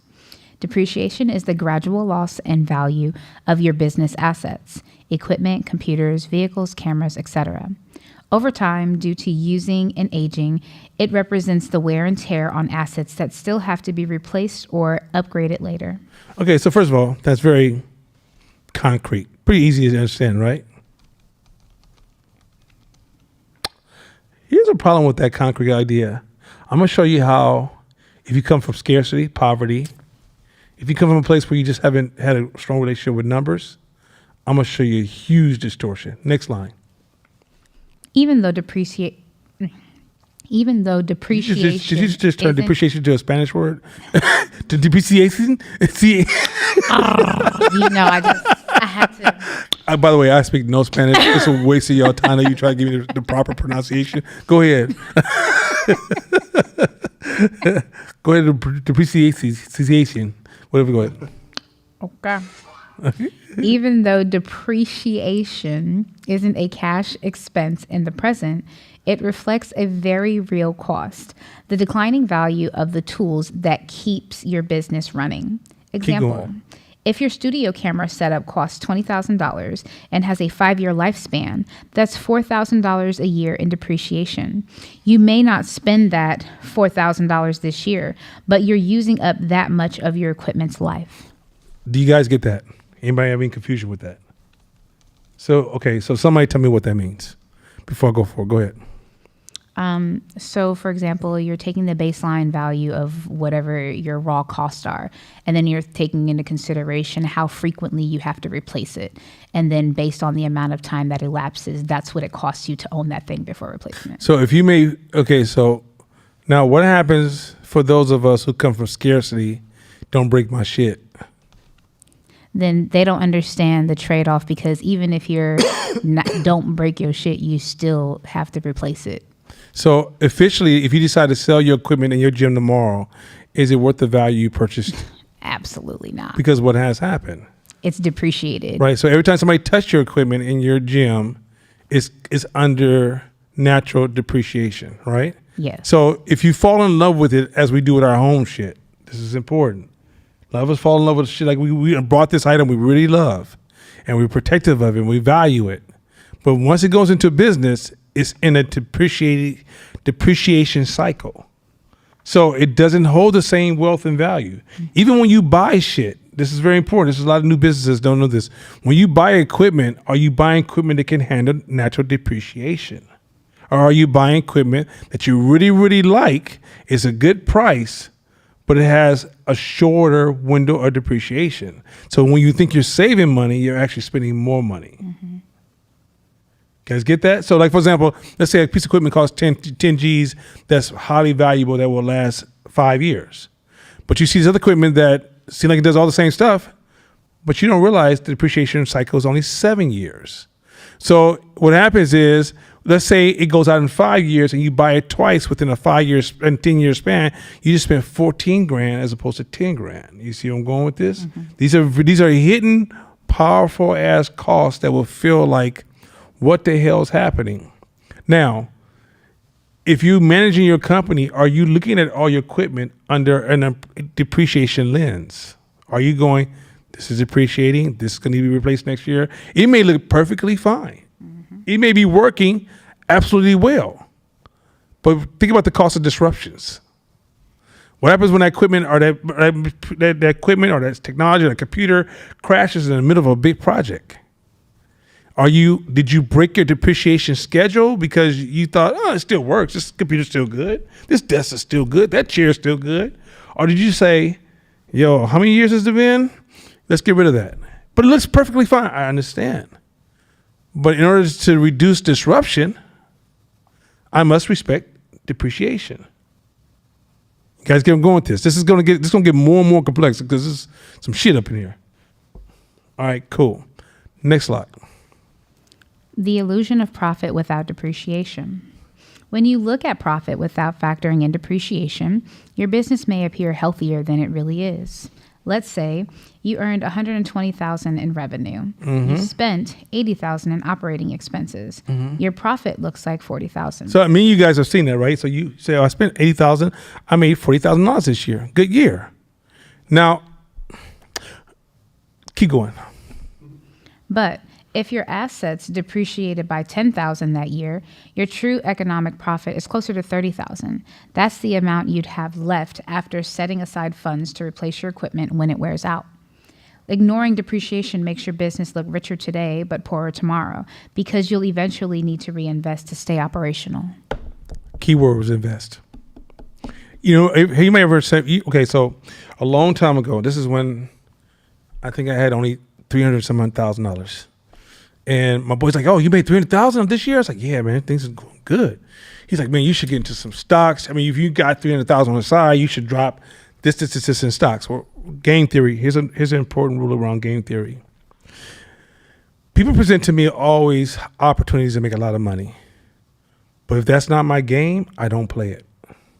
Be very clear. If that's not your game, don't fucking play it. Don't think profit translates to every profit has a different game. And just because there's an opportunity open, if you don't play that game, remember there's competition, them sharks will eat your money alive. That's number one. But he came to me, he says, no, why don't you just make this investment in these stocks? I'm making crazy cash. It's not my game. I said, but my response was him was like, no, I need to invest in my business. And I said that to a group of people before. They're like, what do you mean invest in your business, right? What you don't understand when we say invest in your business is two things. One is depreciation and then investment for advantage, right, to accelerate growth. And so if I made $300,000 that year, I really made about $250,000 a year because I already knew in my mind that 50 grand. Let me tell you how you guys starve your investments and you starve your business. Is because you get so emotionally caught up in that 40 grand, let's say it's 400 grand, let's say it's 4 million. You got up in that number and you're not thinking about the invisible investments and returns that need to go back into your business. So you will spin into that 40,000 as if you have 40,000 when you really only had 30,000. So your brain has to say, when you make a certain amount of money, your brain has to go from hooray, I made money, I'm going to the bank. You don't have a job, people. So when you have a job, you got to check, you go do the fuck you want to do. When you run a business, you go, hooray, I made some money. Now, what is the cost of my reinvestment?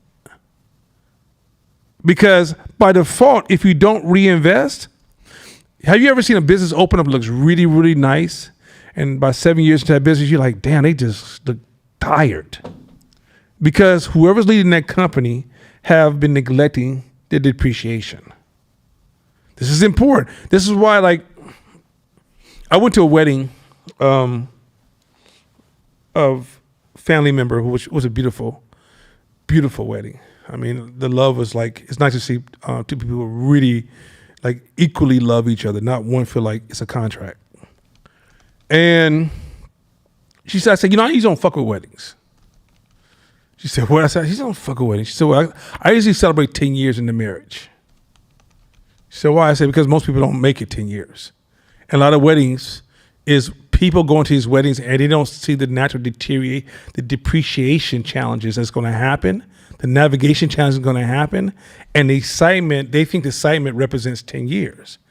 But little do they know that after that wedding, the game begins. And as those lenses become clear and no longer rose-colored, can you navigate those challenges? What happens with businesses where we fuck up is we get excited on openings, but we don't have the same momentum towards growth, expanding, and improving, or even maintaining a certain type of experience. And experience means that everything about your business on day one will, at some point within the next 5 to 10 years, be gone. There is no loyalty to this window, this door, these chairs, these tile, this furniture, this computer, this desk, these employees. Some employees depreciate. And some of y'all be like, but I love them and they were here from the beginning. Okay. I don't understand. You don't understand depreciation. Some people run courses in the business. Next slide. Reinvestment, the hidden reality behind profit. Smart entrepreneurs don't see depreciation as a loss.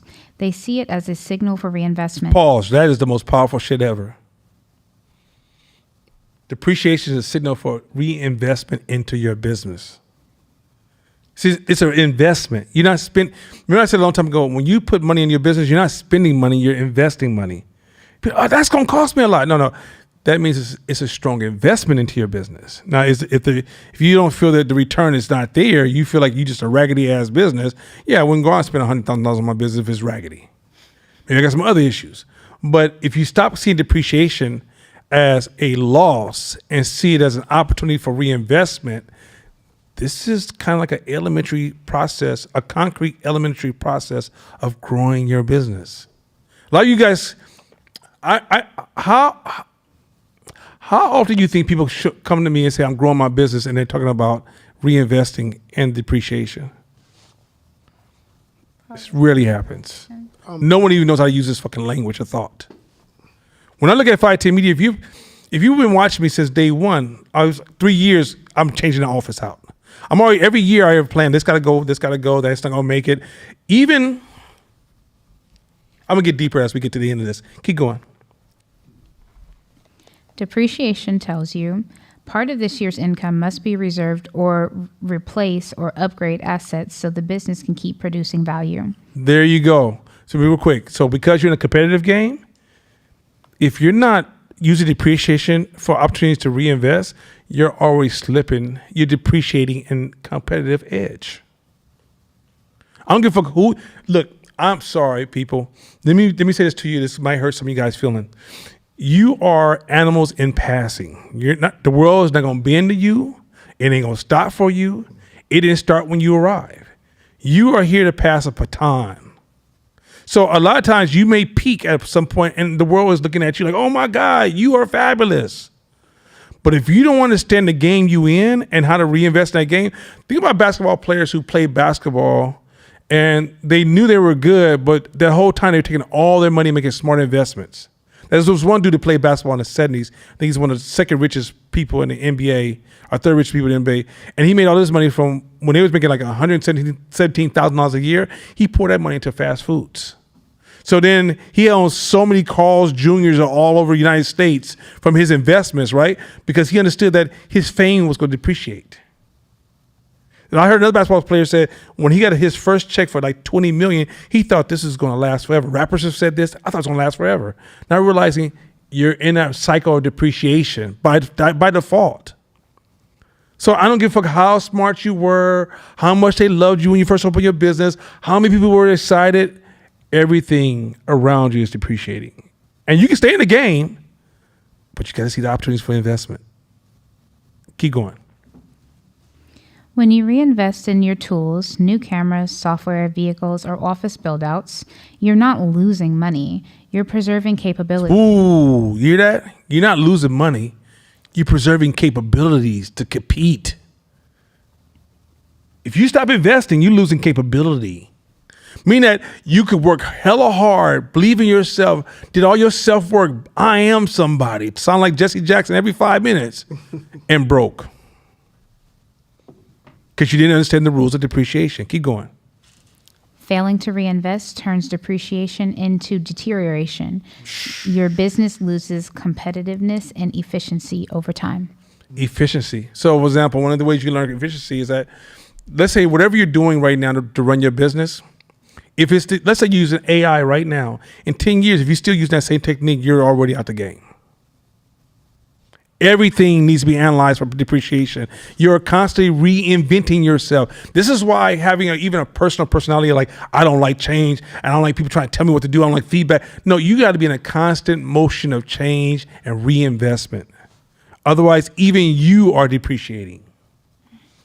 When I tell entrepreneurs, hey, study, you think that degree didn't depreciate already? You don't think that reading that book you read 5 years ago is not depreciating? The book you just finished last night, next week is already depreciating. So that means that if you want for you to stay competitive, if you don't have it, I've been an entrepreneur this weekend, and I'm telling him about our class. And I said, really, our classes, I said, the word class sucks because it's not a class. It's really a place for an entrepreneur to keep their muscles strong and grow their muscles.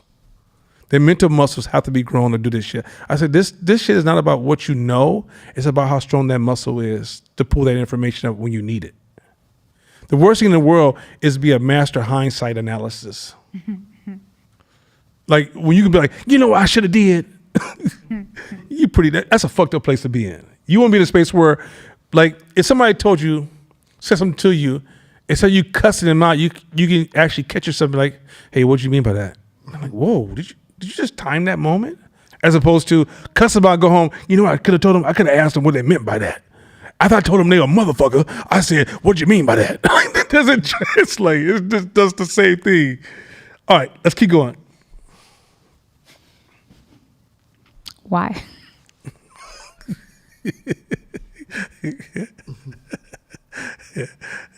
Yeah. Why ignoring depreciation distorts decision making? This is fire. Looking at profit without depreciation can distort owner income expectations. You may withdraw too much cash, leaving the business underfunded. So there you go. You get underfunded because you're pulling out too much money. You're even gambling with money. You're moving your money around. You don't realize your business is starving. Yeah, but it's working. No. You're missing the point. You're not as efficient as you could be. Have you guys ever bought new equipment and say, God damn, this changed everything? But but you don't realize that if you're starving, you won't even, okay, think about before you bought that equipment, you were just working and things was working. Orders coming in, you satisfying orders. Your service is going out and so satisfying service promises. But you don't realize the world's moving and they're making those investments. And all of a sudden you think you're working hard and then clients just slowly start disappearing because the costs come down, the speed changes, the service communication changes. All these elements are changing around you and you won't see it until, hey man, anybody called us in about a month or two. What's going on? You starved your business. In order for your business to be, this is one of the best businesses. This is one of the best options for the person seeking your services or your products. You have to invest to say, I am the best service and option. Not, I believe in my head, I'm so virtuous that I am the best business because I believe that, but you're not making investments like that. Keep going. Pricing strategy. You might underprice your services because your costs look lower than they are. So this is powerful. If you saw the cost of reinvestment, it would adjust all your numbers because you don't see, it might only be like $2 or $3, $5, $10, $20, but you don't know to even adjust your numbers because you don't see the cost of depreciation. So when you say, how much should you charge somebody? It should automatically assume depreciation. Keep going. Valuation and scaling. Investors or lenders see a misleading financial picture if assets aren't properly depreciated. So what happens is a lot of times when somebody's trying to talk to you about investing in a business, if you're not showing proper awareness of depreciation, they realize you don't really see your business. Somebody's investing, know that you should be able to calculate your depreciation into the value of your business and the cost of doing business. But that's not on your P&L sheets. That's not nowhere in your documents whatsoever. Obviously, you're not running your business with efficiency. Keep going. In behavioral terms, this is a cognitive distortion called preset bias, overvaluing current profit and undervaluing future obligations. So what can happen really easy is that you will get so caught up in your current value, your profits, that you're blinded to the long-term survival of your business. You're trying to play long-term business, but because you're blind to depreciation, you're moving with short-term gaming rhythms. You guys get that? Any questions on that? So you're making money and things feel really good and you're caught up in the thick of things and you're doing this work and you're getting things happening, customers calling you back and things are happening, you're answering phone calls, and 3 years is slipping. You ain't bought one more computer, you ain't bought another desk, you ain't bought a chair, you ain't bought shit. Because in your mind, if it's working, why change anything? Let's just keep rolling. Not realizing that no. I'm competing also with internal depreciation, which is I'm never going to be good enough. There ain't no such thing in business. All this, am I good enough? In business, no, you're not. Shut the fuck up. Because it's competition. It's not about you. It's not personal. Personal, that's a different conversation. In business, your business is not good enough. It's got to constantly improve, otherwise competition will take your place. Nobody fucks with you like that. Nobody loves you in this game. People love their own pockets. They love their services. They love what they want. People are not loyal to bad ideas and bad services. And so a lot of times you can get so caught up in like but this worked. Last year we had all these customers who loved us. Short-term thinking. Long-term thinking is, yeah, but will they stay with us? So now I need to make sure that I keep my rhythm of reinvestment up and be aware of natural depreciation. Also looking at what are the trends in my industry? What software is everybody using right now? Am I using software? Am I still on Excel and Photoshop? And motherfuckers are using AI software editing, or are they sending this shit to India? Like, what am I doing here? You know, I'm going like you got to be on top of that, not let your comfort zone control your reinvestment in your business or your scarcity. Your scarcity. This is for a lot of us who suffer from scarcity.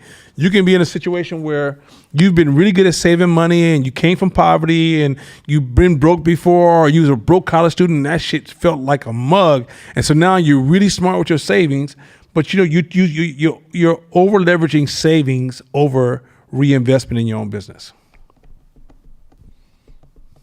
Go ahead, Fern. I have a question about well, I don't even know if it's a question or not, but I'm trying to formulate an understanding around not necessarily tangible items, but intangible. Oh, we get there. We're gonna get there. Okay. We're going there. We're going there. All right. Next slide. The Entrepreneur's Translation.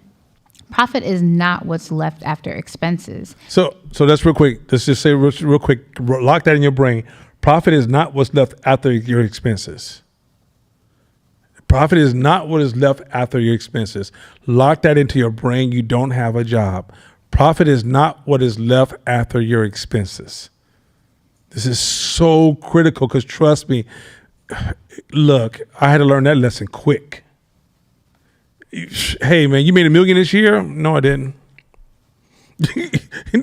I gotta make sure these other numbers, and once you cover all those other numbers, it's business sometimes about taking 2 steps forwards and 1 step backwards. Some of y'all think you take 2 steps forward, you take 2 steps forward. Nope. You took 2 steps forward, and somewhere the expense is about to come up, and you got to go 1 step backwards. This is important. Keep going. It's what's left after sustainability. Depreciation is the bridge between today's performance and tomorrow's readiness. Is that fire? Depreciation is the difference between today's performance and tomorrow's readiness. Are you ready for tomorrow? Have you invested? Are you ready for tomorrow? You see how you can get caught up today's performance and that's all you think about is today's performance, and you're really about improving in performance and you're trying to get your business to perform well. And so you made all this money investment in performance and you underinvested in tomorrow's readiness. Isn't that cold? I mean, how do you understand that this is something we don't even talk about in our communities or in business? A lot of people don't even think about depreciation. Is if you're reinvesting in your business because of depreciation, you're staying ready for whatever may come tomorrow. Because here's the thing about tomorrow. Tomorrow is absolutely random. You don't control tomorrow.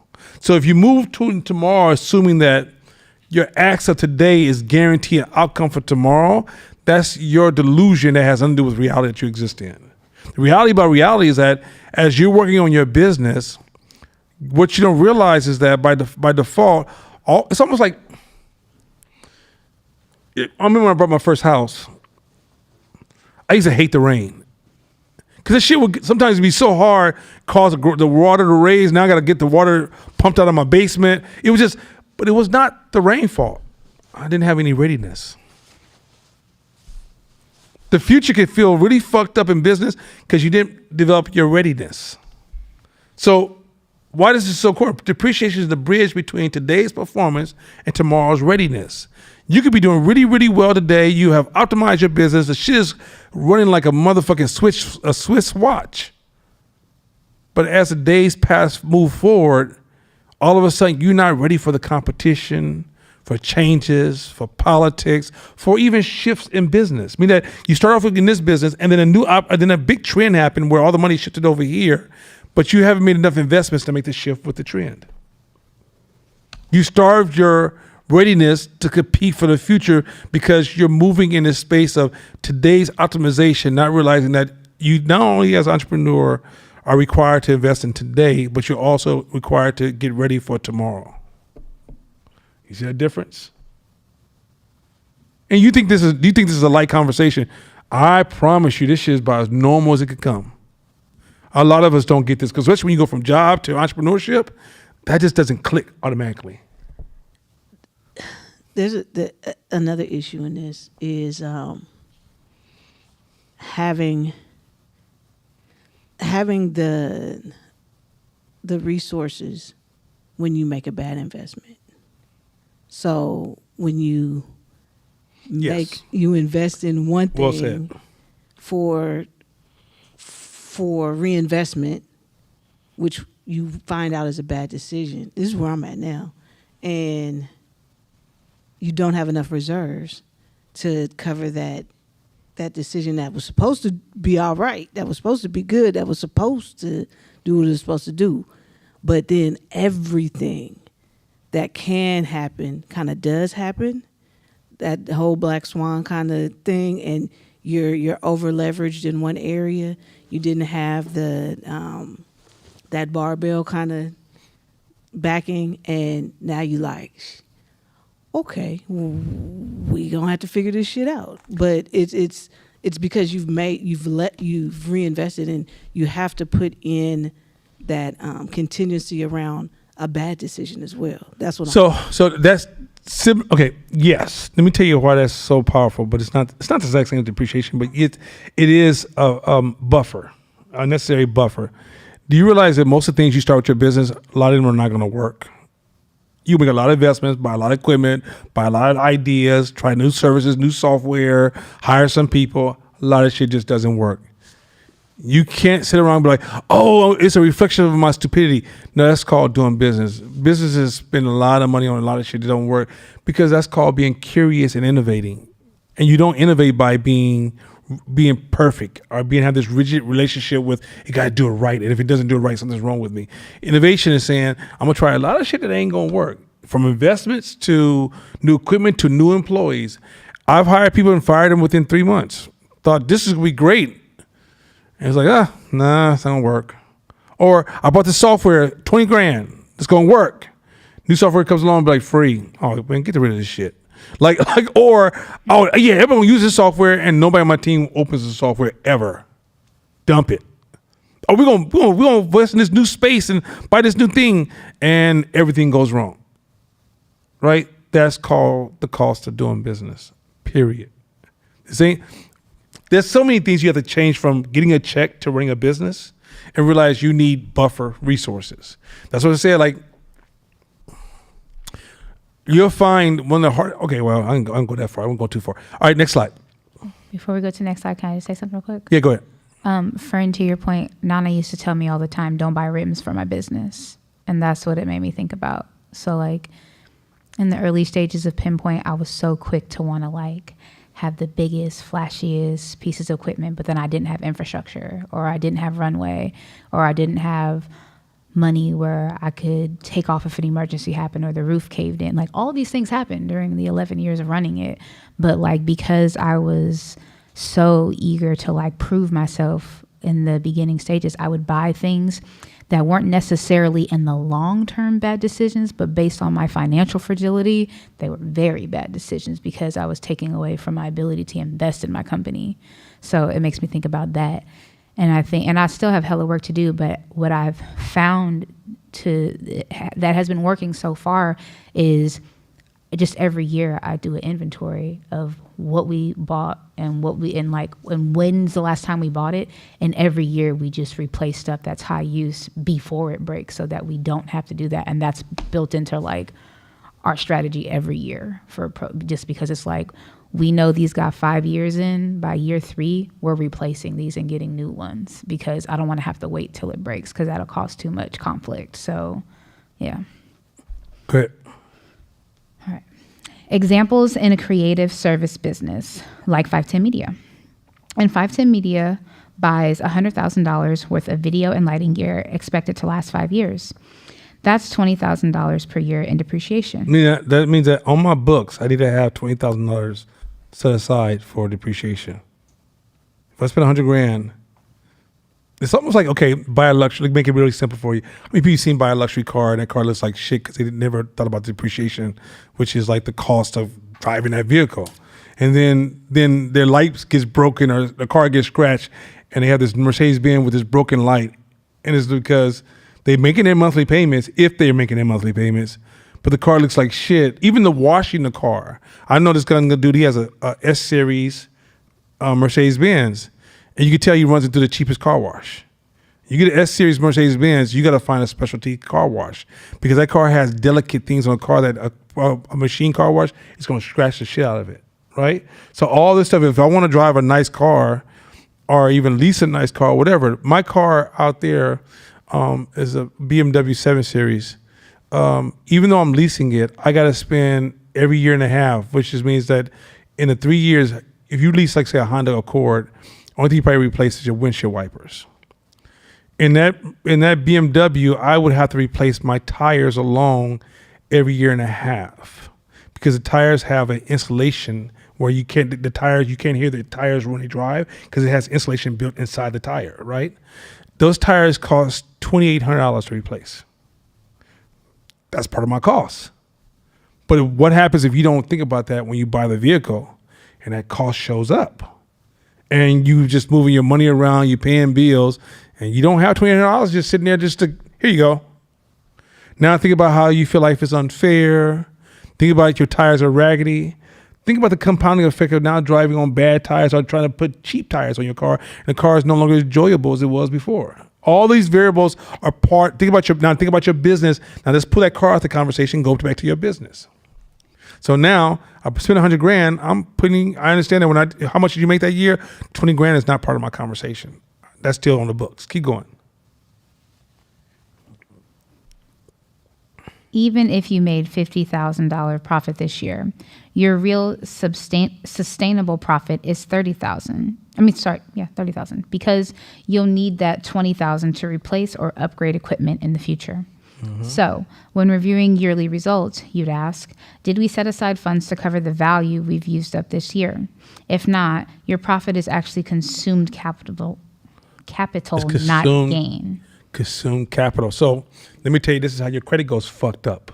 Because you didn't think about the consumed capital, and you're moving your business, and you're moving, and you're rolling, and you're not thinking about the reinvestment. And now that $100,000 bill comes to the rooster comes home to roost. It says it's time to buy another $100,000 worth of equipment, and you already spent that capital. So now guess what you have to do? I'm gonna get a loan. Now you see how you just changed your future trajectory. You compounded the situation, and a lot of that $20,000. Now I'm not saying. Let's say one of those years was a black swan, but let's say $80,000 of that money could have just been saved with a decision making because you saw it as being valuable. But if you don't see it as being valuable and you spent it as just a profit, and $100,000 shows up, that's a real black swan when you ain't ready for that.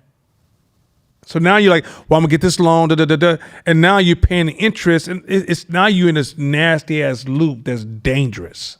So when you start growing your business, if you have $100,000 to spend, you got to think about, well, if I'm gonna spend $100,000, do I have the money to reinvest in this type of equipment, even a service to maintain $100,000? You guys get to where I'm going with this? This is one of them invisible, slippery slopes you can get caught up in, and before you know it, you're in such deep debt, or you're running your business at half mast because you didn't make smart investments. This is when your money defeats all your hard work, all your reading, all your values, all your virtues, because you don't see the return on a dollar. Right? Next slide. The broader view of depreciation. Depreciation isn't just about machines wearing out. It's about value eroding over time.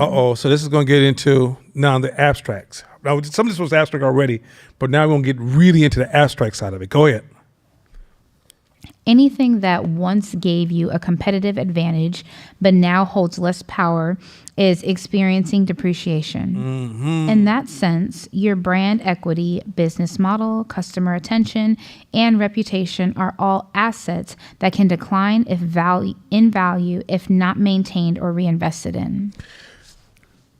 Your market position, your marketing as a whole, your relationship to your customers, your employees, anything that gives you a competitive edge is in a natural stage of depreciation. Anything.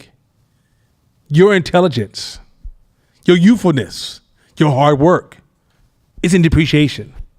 You know, I have a good eye for this. It's in depreciation. I have the best team in the world. They're in depreciation. And if you're not okay, Sydney, the only employee that is distorted because he thinks LeBron is better than Jordan. So I gotta be patient when he has mental health problems. Good person. But Sydney reminded me, hey, Nana, aren't you supposed to send us to Austin, Texas for a creative trip? Yeah, we got to set that up. Because if I don't invest in that creative growth, and he shows up to work every day and works really hard, and Sydney's going to probably be one of our next future scholars. Like, that boy is just freaking nature intelligence outside of LeBron James. And you got to forgive him. Like I say, he's been through a lot of trauma. He's probably like slept in yellow and purple and cavalier clothing all his life. But anyway, the point is this. The boy is brilliant as shit. But if I don't reinvest in his growth, there is no way in the world I can expect him to perform to help us maintain a competitive edge. That's it. You invest in all your employees' growth. Depreciation is not just hardware. It's the team's learning. Let's say you have a very smart team today. Let them not continue to read and study and have incentives to continue to grow. There's a generation waiting to smoke them. So if you're not keeping your eyes on now mind you, what I said earlier, depreciation is an opportunity for reinvestment. Reinvestment is what gives you readiness for tomorrow. That includes everything from, let's go over this real quick. Read those again one more time. Your what? Your brand equity. Oh, sorry. Your brand equity, business model. So your business model. Do you know your business model don't get to, it's depreciating? You don't get to stay the same as it originally started? Did you not know that? You know why it's depreciating? Because the generation that fell in love with you are already changing. It's changing. The market's changing. Competition's changing. Technology changing. Innovation changing. Solutions are changing. Time is changing. Politics is changing. Competitors are changing. You don't get to stay nowhere. This entrepreneur game is, you got to stay in constant motion. If you're not in constant motion, you fucking up. You don't get to rest and be like, we're going to just chill here and just keep doing what we've always done. Oh, okay. Watch your market share just constantly depreciate. Keep going. Keep reading those. Customer attention. Meaning that customers are going to lose attention for you. You're going to become OG every day to somebody. And the new people won't even know you exist. There's new people getting new jobs. Let's say you work B2B. You work from business to business. And that business loves you. They fucking with you, spending money with you. But as they have employee turnover, that new staff don't even know you exist. How are you reinvesting in that relationship? Depreciation. Is that crazy, y'all? Are y'all hearing me? Stop thinking people love you and that's why they do business with you. Nobody loves you. Cut that out. Your family loves you. This is business, people. Keep this two separate. Once you start playing family games with business, you're going to set false expectations on the business. They don't owe you shit. You owe them. Somebody walks in your business and says, man, I love what you're doing. Here's some money. They gonna keep doing that shit to you because you're cute. Matter of fact, your looks are depreciating. I hate to tell you this, like, get married. They ain't the same motherfucker no more. All y'all. Everybody in this room was probably fine as shit, and it's just time. Youth is beauty. Age is a different kind of beauty. Classics. Anyway, go ahead. Hey, look here. I love me a 67 Mustang, but it is a 67 Mustang though. it ain't got no digital screen. Ain't got no goddamn lane warnings. If you want a backup mirror, you want a backup screen, you better look backwards. Like it's just the same thing. You gotta know that there's a difference in convenience. I still enjoy the 67 Mustang. I just understand that hey, I gotta put a little extra work in. Go ahead. I can tell you're talking to a crowd of older people. I'm really being silly. I'm having fun at this point. Go ahead. I finished the slide. Next one. Huh? Okay. Well, we read all the customer value, customer attention, and reputation. So how people see you, your personality. Go back. Your reputation, how people see you, is just an asset. Like, people know who I am. Man, I done did all this shit in the community. I done did all these things. That shit is deteriorating, bro. Have you ever seen an old gangster get out of prison and come back to the hood and what the hood treats him like? Who the fuck are you, dude? You better get off on my block. I used to run this block. That's the beginning of death. Because your reputation is gone. It depreciated. Y'all get where I'm going with this? Like, some of you guys are thinking that God made this world for you, and then when you started your business, you are the blessing to God. Now, God is no longer blessing you, blessing God with your business. No, by default, you're depreciating. Your family, as you know it today, is depreciating. How are you reinvesting in that? Or are you just thinking I'm going to organically get old, everyone get old, and I'm going to probably live to 100 some years of age and everything's going to live happily ever after? Do you work out like you're depreciating, or do you think that body will stay with you for the rest of your life? No, I'll be out here training. You are natural depreciation. This is important because these are opportunities. Go back to that earlier point. Depreciation is an opportunity to reinvest. Hit the next slide. Brand depreciation. When trust and relevance fade. How it happens. Cultural shifts. Your story, design, or tone stops resonating with your audience. So whatever story you told that people used to love, it's just going to stop resonating. Think about a rapper that you loved 10 years ago. No one gives a shit. Busta Rhymes be like, I got something to say. People like, hey, hold on, man. Kendrick Lamar speaking. Shh. Let him finish. He's deteriorated. Some of us may still like, man, I ain't changed, so why I need to change rappers? But the popularity, the big paychecks, he don't get Kendrick Lamar checks. Deteriorated. So your messaging, your cultural shifts, so a lot of the words you said, the things you were expressing, how you show how you were a rebel without the cause, next culture don't even give a fuck. Next one.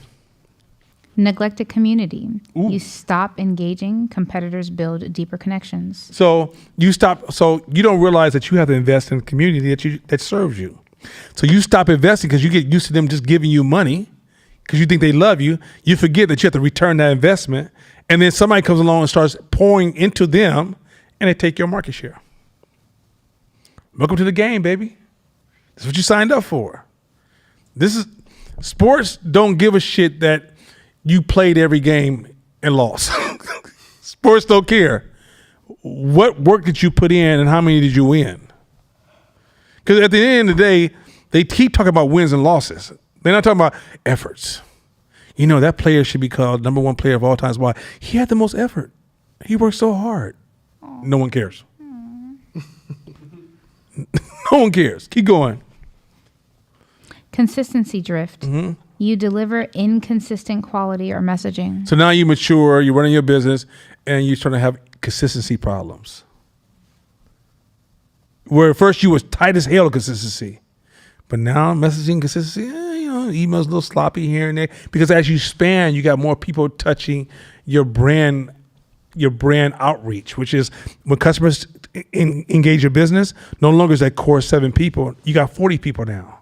But because you didn't have a strong enough culture to drive how you show up in ways to check and balance the outcome, you're naturally in a cycle of depreciation because of expansion. Keep going. Lack of innovation. You keep using last year's marketing playbook in a new world. You think that shit's hot, huh? Like you realize that everybody's logo, if you're in business right now, it has to change. You don't get to keep rocking that shit forever. You can bring back the classics, but if you're going to resonate with that new market, you got to figure out how to adjust to that new market. There's different ways. There's 1,000 different ways to skin that cat. But what I'm saying is that you just can't keep using that same as old school tactic. Doesn't translate. Next slide. Example. A creative agency that built its reputation on flashy social media videos in 2018 might find that style outdated by 2025. If it hasn't evolved its aesthetic or storytelling, the brand appeal depreciates. Not because it's bad, but because the market evolved faster than the brand did. So the market can move faster than you, and that means you have to move quicker. Keep going. How to measure it. Declining engagement despite stable output. I mean, the way you can measure that your levels of depreciation is you're putting out the same amount of work, but you're losing market share, or you're lowering profit numbers are coming down. Keep going. Increasing need for discounts to close sales. So now you're running more discounts because people are not fucking with you like that. By the way, I'm gonna get to this discount game in a second because it's gonna be cold. But so now you find yourself have to run more sales because you don't have the same market appeal. Keep going. Fewer inbound opportunities from brand reputation alone. So what this is that when you have a strong brand reputation, man, do you understand the opportunities you get from being the strongest dog in the room?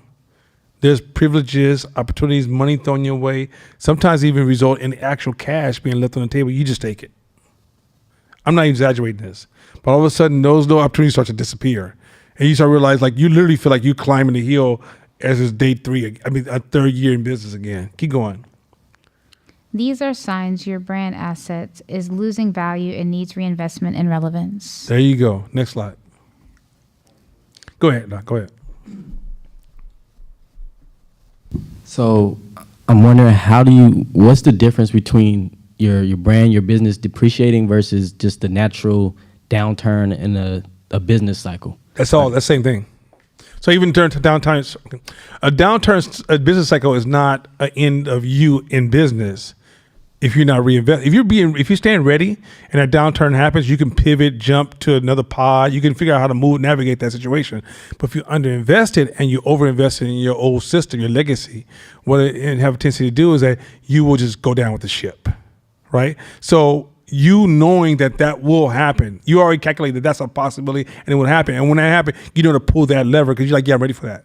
But that requires that you made a certain amount of reinvestment. You understand that your business, that downturn is an act of depreciation. I mean that whatever was keeping your business alive, if those things just fall away, is it still going to survive?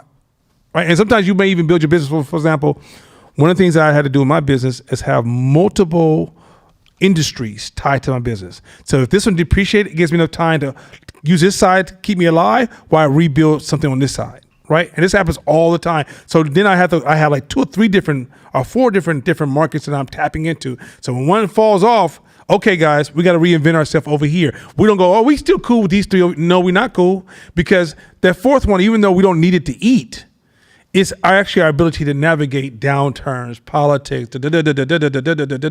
So I don't. This is one of the dangers of having one big client. It'll make you feel good because it'll make you feel like you validated, but you weak as shit. Because if that client depreciates, and the depreciation of a client can happen that fast. Yep. It could be they made a bad mistake and they just have to pull all their money and cut employees and save their business, and you're one of those big cuts. So at the end of the day, if you don't have that diversity, like when you get that big client, the first thing your brain needs to say is, hey, y'all, let's not over focus on this one client. Let's make sure the business is already seeking another client and more clients. So when one of these clients fall off, I guess it's part of the game. And I didn't build my business on the income of that big client.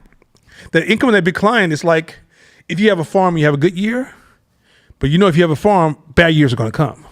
So if you're not building your business for the bad years, you just only built it for the good years, you're fucked. And the ones who don't build it for the bad years are the ones who don't understand depreciations.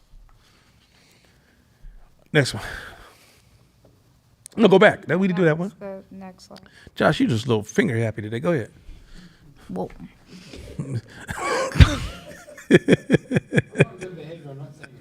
Hey, yo.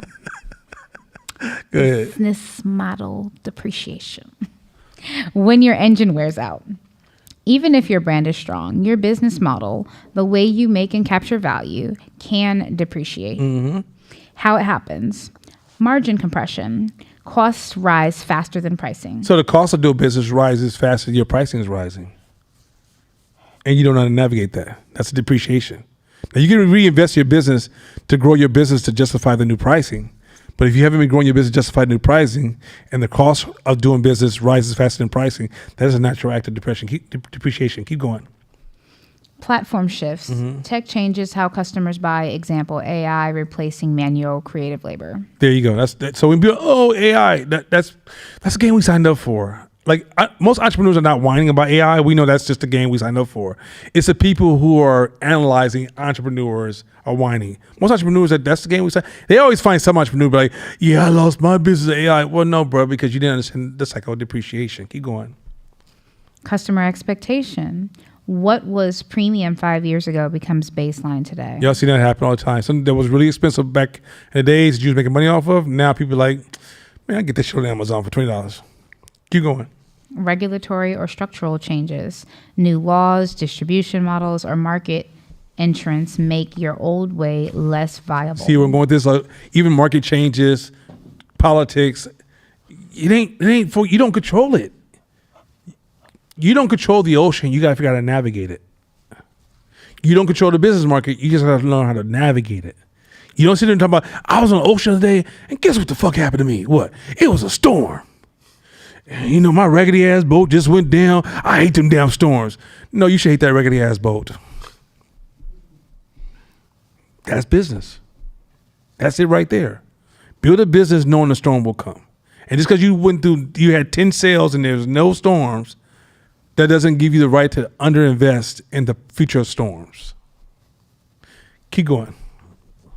Example. Think of Blockbusters. Their brand was beloved, but their business model depreciated faster than they realized. Remember that? Yeah, I remember that. Well, those of y'all might be too young, but Blockbusters is a place where you go pick up some videos and rent videos. And people used to go to Blockbusters like it was part of American language. Yes, it was. So, but it changed so fast. And when it changed that fast, their emotional connection, the psychological, how they dug their feet in, they brought it to this brand, and it changed so fast. Just culture change destroyed Blockbuster. It wasn't Blockbuster was charging too much. No, everything changed. Even the cost of charge, everything changed. Go ahead, keep going. Netflix reinvested while Blockbusters collected short-term profit. By the way, that was lucky, by the way. But yeah, that's why Netflix survived, because they reinvested. Go ahead. Or, in your world, imagine a marketing firm still charging by the hour while clients now expect outcome-based pricing. The revenue model itself depreciates in effectiveness. So whatever your way of charging your clients, that charging and your pricing is under the pressure of depreciation. Can you reinvest in that? Absolutely can reinvest in that. But you got to keep your fingers on the pulse of the trends in your industry and figure out what do you need to do to continue to protect your positioning in the market. If you just think your pricing is tied to your personal value, you are trash. I'm sorry if I offended you. You still trash. Keep going. Next slide.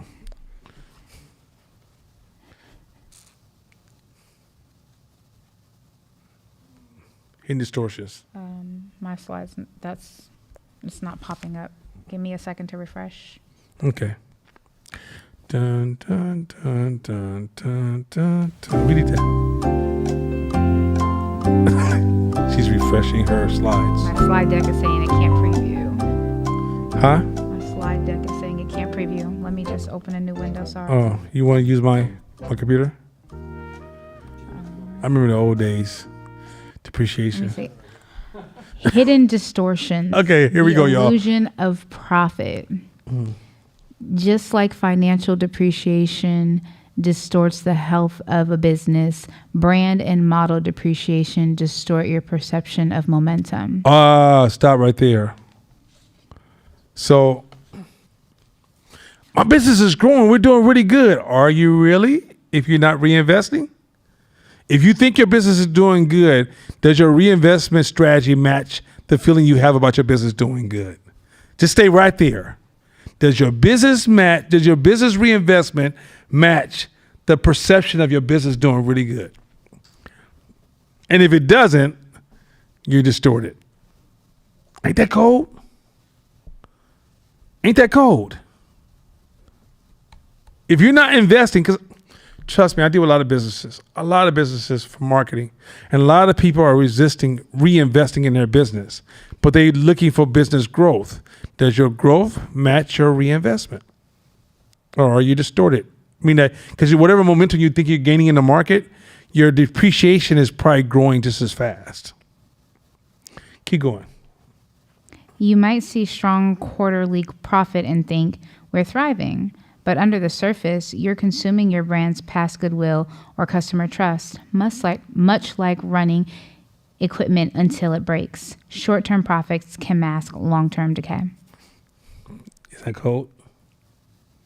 So your business could be doing good on old reputation alone. The new people that's coming to the position, you don't look shiny enough for them to do business with you. They're looking at your competitor already because you've already uninvested.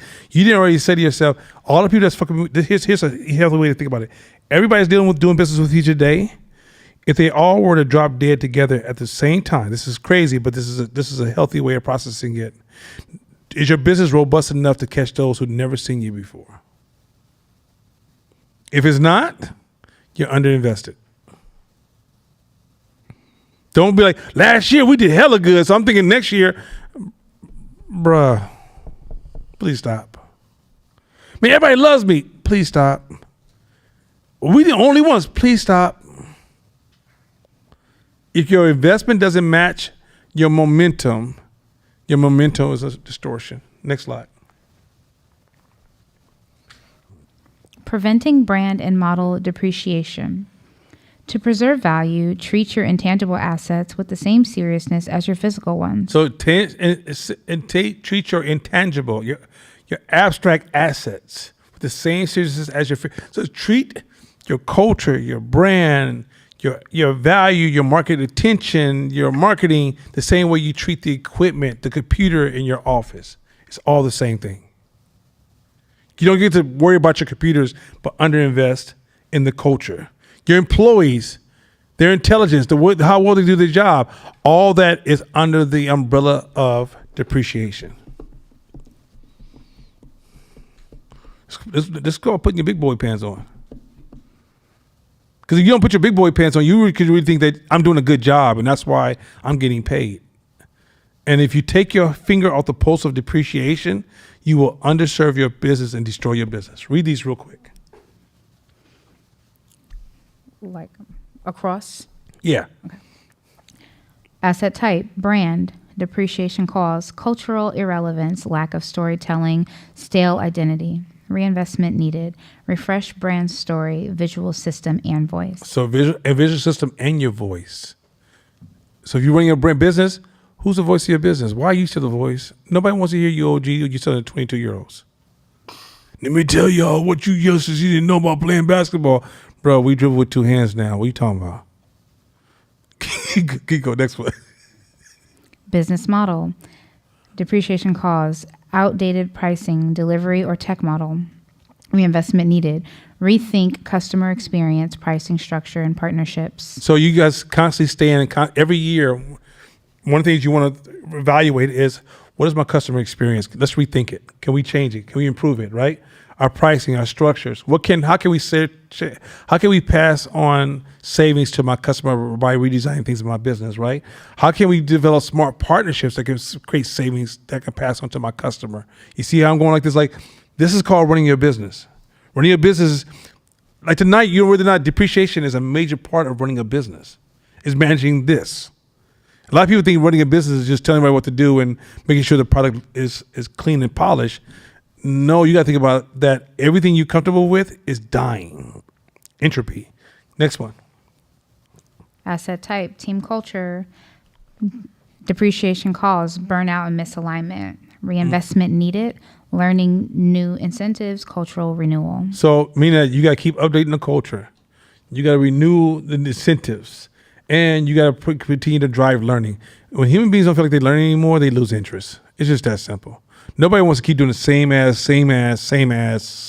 job with no opportunity to learn anything different. Keep going. Asset type, relationships, depreciation cause, neglect transactional approach. So real quick, Jordan, remember this last week? This is kind of what you said. Relationships, depreciation cause, neglect, or transactional approach. This causes huge depreciation. And reinvestment needed? Go ahead. Consistent communication, shared value creation. Shared value creation.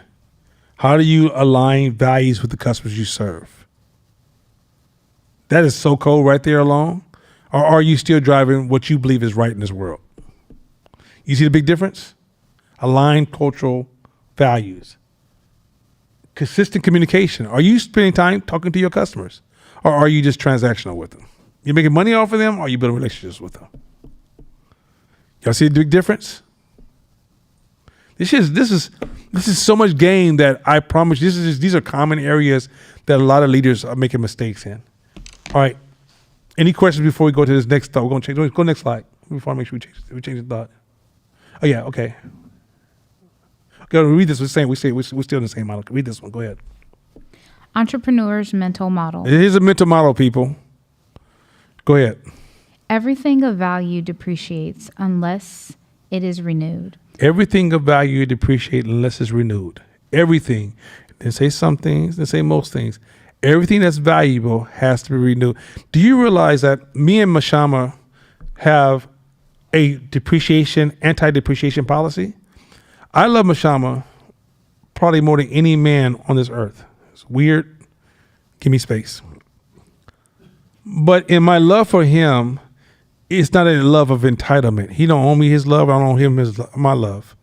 Our love comes from I know that I have to show up a certain kind of way and perform a certain type of level to protect our relationship. I said this since day one. When we first got together, I was like, yo, I'm not entitled to our partnership. If I want to keep our partnership alive as a business or as business partners, I gotta make sure I say that for this new culture. As business partners, it's important. Yeah, I gotta be clear. But it's important that my partnership has to be earned. That means there's certain obligations of how I have to show up and things I have to achieve to stay in this relationship. When I no longer can provide those type of things, I no longer deserve this relationship.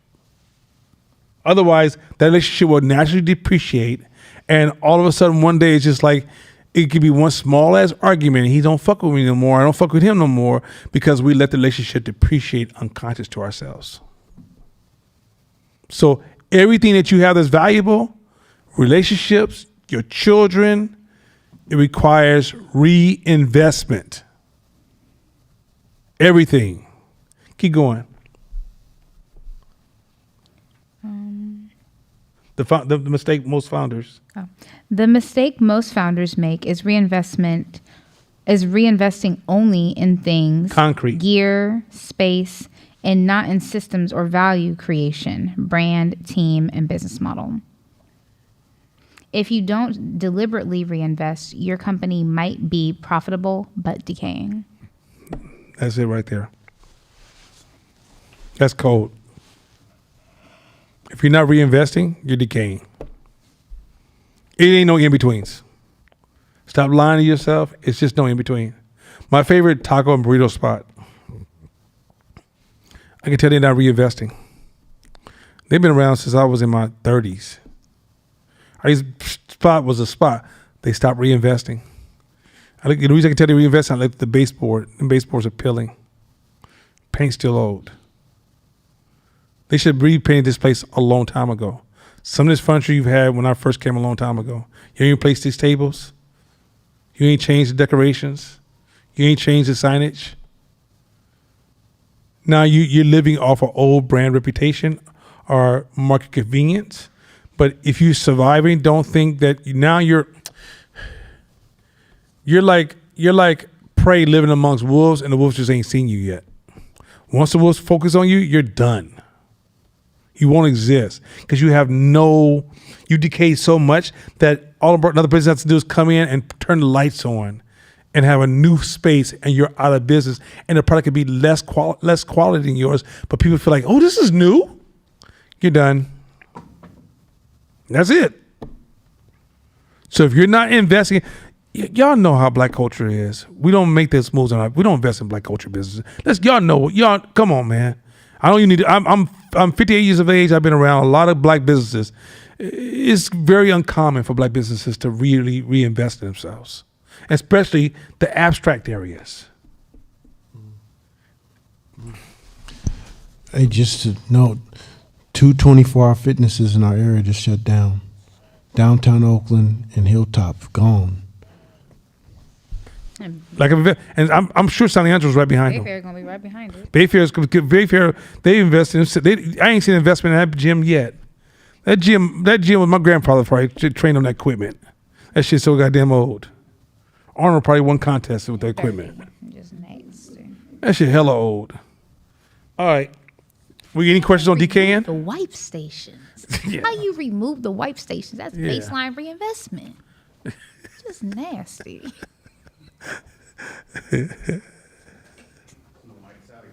I know, Josiah. We're missing Josiah. First of all, I really love this class because it took me hella long to understand depreciation as a photographer and like be able to write that off on my taxes and be able to leverage that forward. Like it took me a long time to figure that out. Yeah. But also I think what you're talking about on just a base level that's really dope that we haven't covered is as far as money, your money is constantly depreciating. Hey, If you your are money's not in savings? beating, Come on. if you are not beating the annual CPI, which is, anybody here know what the CPI is?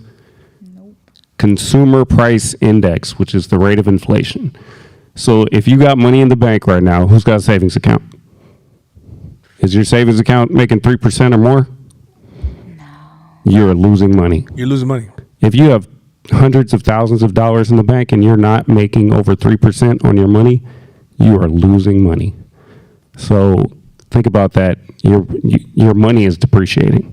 So always think about how you want to position your money, whether it's in the S&P where you're getting 8 to 11% annually on return, high yield savings account where I think they're at 4.25. we're at 4.25 right now. So you got to pay attention to these things. But I love that you're talking about this because everything is that red queen's race. Everything is depreciating all the time. Everything. Like literally, money underneath your bed is losing value every minute.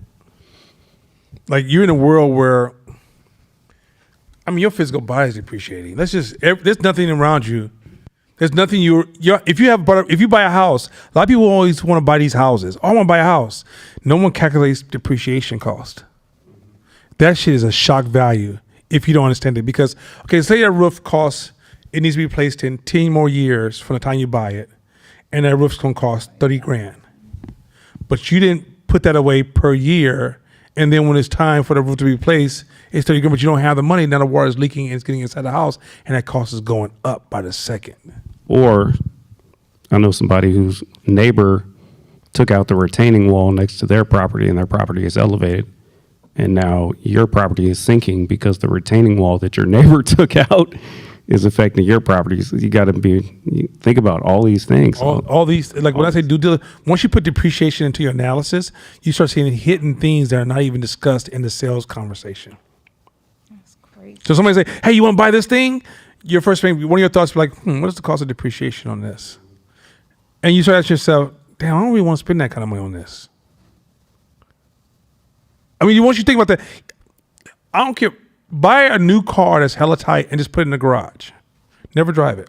Just get somebody to come in, turn it, and make sure it's everything, all the parts are functioning. It's still depreciating. I think Maserati depreciates like 50% as soon as you take it off the lot. Shit, most cars do now. Maserati's even worse. All right, let's go on to the next subject. I want you guys to make sure that we lock in some thought behind depreciation. Go on ChatGPT, ask about depreciation, dive deeper into this, have more ownership around depreciation. If you don't own depreciation, you are running a raggedy ass business. Let me say this again. If you don't have more ownership around depreciation, and you can gain this is something you can gain from just training yourself, you're running a raggedy ass business. I don't give a fuck how shiny, how cute your business is. It's just slowly. Look, the problem with deterioration, because your brain and eye don't have time to watch, it's like watching paint dry. You don't want to watch your deterioration. But I can assure you, year after year after year, you're losing competitive edge.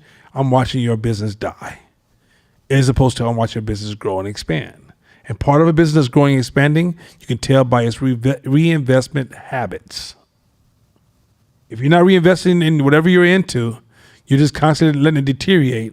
I can't even take you serious about whatever you're into. All right, we're going back to game. We're gonna read those first two real quick, and then we'll get into infinite. I kind of expanded finite versus infinite games because I really don't think you guys understand how powerful it is. So we're gonna read these first three. Let's just roll through them, and then when we get to the fourth one, we're going to roll to the slide again because this is where we left off. So this is a refresher. I'm not going to really stop that much on it, but the next slide is where we're going to pick up. So let's read this slide real quick. Conceptual framing, why knowing the game matters. This is game theory. Hidden rule books. Every business environment has an underlying rule book. Some are written regulations and contracts, but most are unwritten cultural norms, status games, timing games, network games. Many entrepreneurs fail because they assume they are playing one game, example, product quality, when the real game might be about distribution power or social proof. So once again, understand the game that you're playing, even with customer engagement. Understand the game. If requires is kept, depreciation is part of game theory. But when you're in business and you're trying to provide a good job for somebody, sometimes it's not even about a good job. It's about making that person look good. Or it might be about completing an idea that the company has.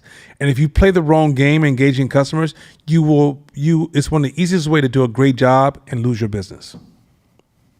You do a great job. So for example, let's say you do flowers, right? If you don't understand why that person's ordering flowers and what that flowers mean to them and how it's showing up, and you show it with these beautiful decorations, but it doesn't align with what they wanted from those flowers, you're just a meh business, mediocre. But once you understand their why, their deeper psychological motivation for having those flowers, and you can speak to that in the way you do business and signal and lean into that, that alone gives you a hell of a competitive edge. Game theory. Next one. Multiple games at once. In markets, there's rarely just one game happening. Example, tech startups often think they're in the innovation game, but investors are often playing the valuation game, and regulators might be in the safety game. If you don't see the other layers, you get blindsided. So remember, not only is all businesses and everybody that you come in contact with, from employees to vendors to customers to neighbors, are playing different games. But even in your personal life, this is the same rule. Do you know the game the person's playing in your personal life? If you don't know okay, imagine you're 40 years of age and you meet a pretty person, a pretty woman that's in her 30s, and you're a man. And you're playing this rule of just wanting comfort, chill, and relaxation. And she's playing the game of, I need to get married because I'm 32. If you don't translate that, there's going to be frustration because you don't realize you guys are playing different games. And you think when you date a person 10 years younger than you, you're playing the same game. You're not.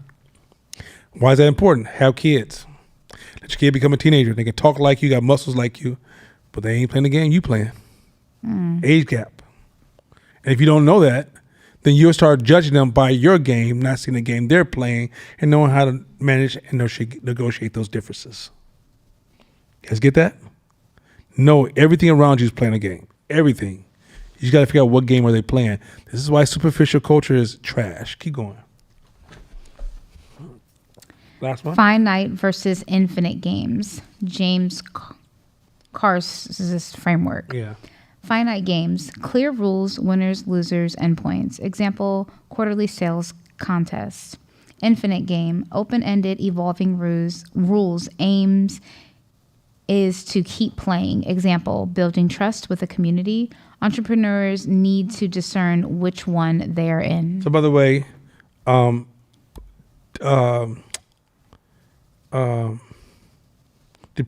depreciation is a finite versus infinite game separation, right? Because if you understand the game you're playing, then you know how to spend your money. If you're just playing finite rules, depreciation means something totally different than you. Totally different than you. If you're just trying to get in and get out in 6 years, or are you communicating one idea, but you're playing a different game? So are you having quarterly contests, but you're playing long-term business? You know what happens when you preach quarterly contests to your team?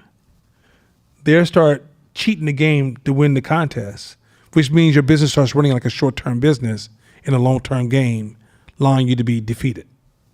So is your communication long-term or is your communication short-term? Is your planning long-term or short-term? Is your business model long-term or short-term? You guys see how cold this is? Okay, go next slide. Let's jump into this. Practical applications for entrepreneurs. So this is infinite versus finite. This is kind of like understanding. This is game theory. Now, Bryce, look at this real quick. Price game versus value game. Let's go for it. Pricing game versus value game. A consultant may think they're competing on price. How cheap can I be? When the real game is trust plus positioning. Who seems indispensable? Okay.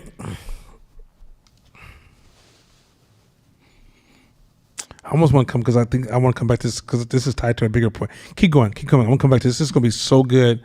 This is something that Actively Black is doing. And I'm like, I wish I could talk to the lead. I could talk to the head dude. Can you go ahead? Marketing game versus product game. A brilliant app can die if the entrepreneur thinks the product game, best features, is enough. While competitors are playing the market game, loudest voice, most partnerships. So these are different ways you can approach the game. These are different game strategies, right? So you could be thinking that, okay, I got the most valuable product, and the competitor whoops your ass because they're louder, they're everywhere, and they have smart partnerships. That's just game theory. So this is why you can't dig in and just play I'm going to work really, really hard and be the best at the game. That's an early stage of development, but that's not called good business. You got to look at your competitors. A competitor who's like, every time like for example, you've seen there's a billboard out here. Those of you that are not from Oakland, this is an Asian woman on all the law billboards. What's her name? Anthony. Am I lying? She ain't bullshitting. I got so much respect for her because every time I look up, I'm like, damn, she is everywhere. She has to spend almost a $500,000 on goddamn billboards. But her game theory is she might not be the best, but she's everywhere. And she's eating. And I promise you, she's going to be around for as long as she's in business. You guys will get used to that name, and Thong. Thong? Fong, okay. Hey, I had the wrong guy. Hey, look, and Thong, hey, look here. And look, I have a different background than y'all. Anyway, go ahead.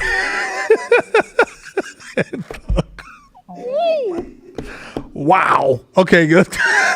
Yeah, okay. Right. Capital gain versus control gain. Go ahead.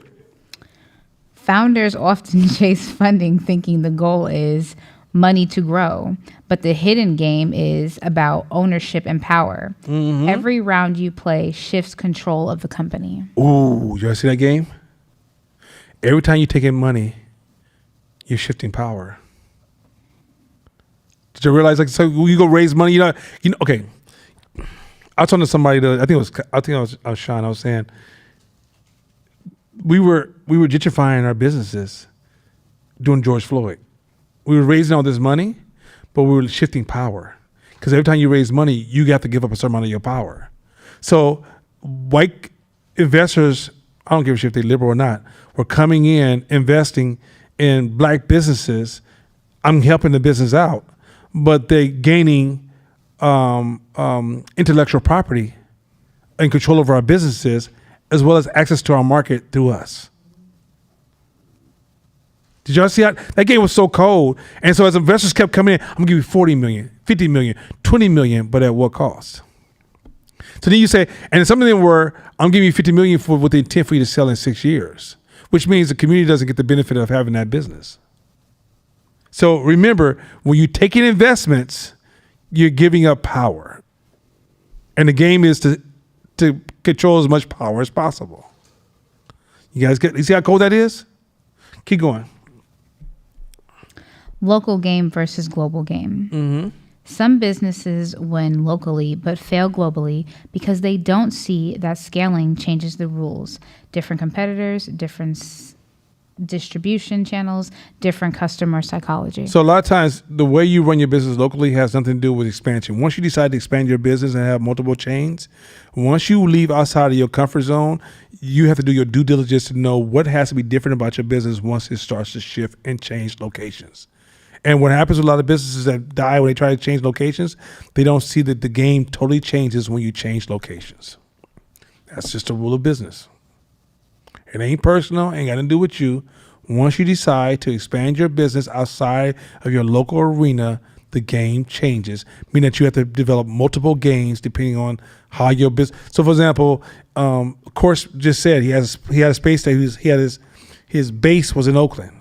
That's one game. Now he has a new spot, a manufacturing space in on a creek. That's another game. If he just tries to take that game over here and transfer it over there, it's going to break the system because they're two different games because the culture that surrounds them. There's just a lot. Expectations, values, comfort zones, just a lot of shit that changes the game. Next. Okay, next slide. Entrepreneur lens insights. Entrepreneurs often lose because they assume everyone is playing fair under the same rules. Shakina, read that part again about the fair. Go ahead. Remember I told you earlier? Fair. Remember Okay. my nature. No, I'm just You really want me to reread it? Reread it? Yeah, go ahead. Entrepreneurs often lose because they assume everyone is playing fair Quote unquote fair. under the same rules. In reality, markets are arenas of overlapping games, status games, money games, reputation games, power games. The leader who lasts are those who can 1. Spot the hidden game, 2. Choose whether to enter, and 3. Shift games when the rules change. I don't play games I don't understand. I always understand the game I'm playing, and I know I have the power to change the game. That's it. That's why the conversation around racism is trash to me, because it's telling me I'm stuck in a game I can't change. That's not true. There's no such thing. All games can be changed. Every game you're in can be changed. It's when you believe it can't be changed, and it ain't gonna be changed by you. You're gonna be a victim of the game you refuse it, that you don't know you can change. Next slide. Why it's abstract. 1. Rules and boundaries. A game is a set of rules and objectives, but those aren't physically visible. They exist in agreements, norms, or systems. So here's the abstract side of this game. It's all these rules that are around you all the time that if you don't know what they are and you go in there with the best intent, I can prove to you that if you break a rule with good intent, you will still receive the punishment. If you break the rule with good intent, you still receive the punishment. This is why it's important. You have to know the games you're playing and the abstractions that exist around you. Abstracts are so important that it's so funny that we don't talk in abstracts and we don't constantly try to bubble up as many abstracts as we can.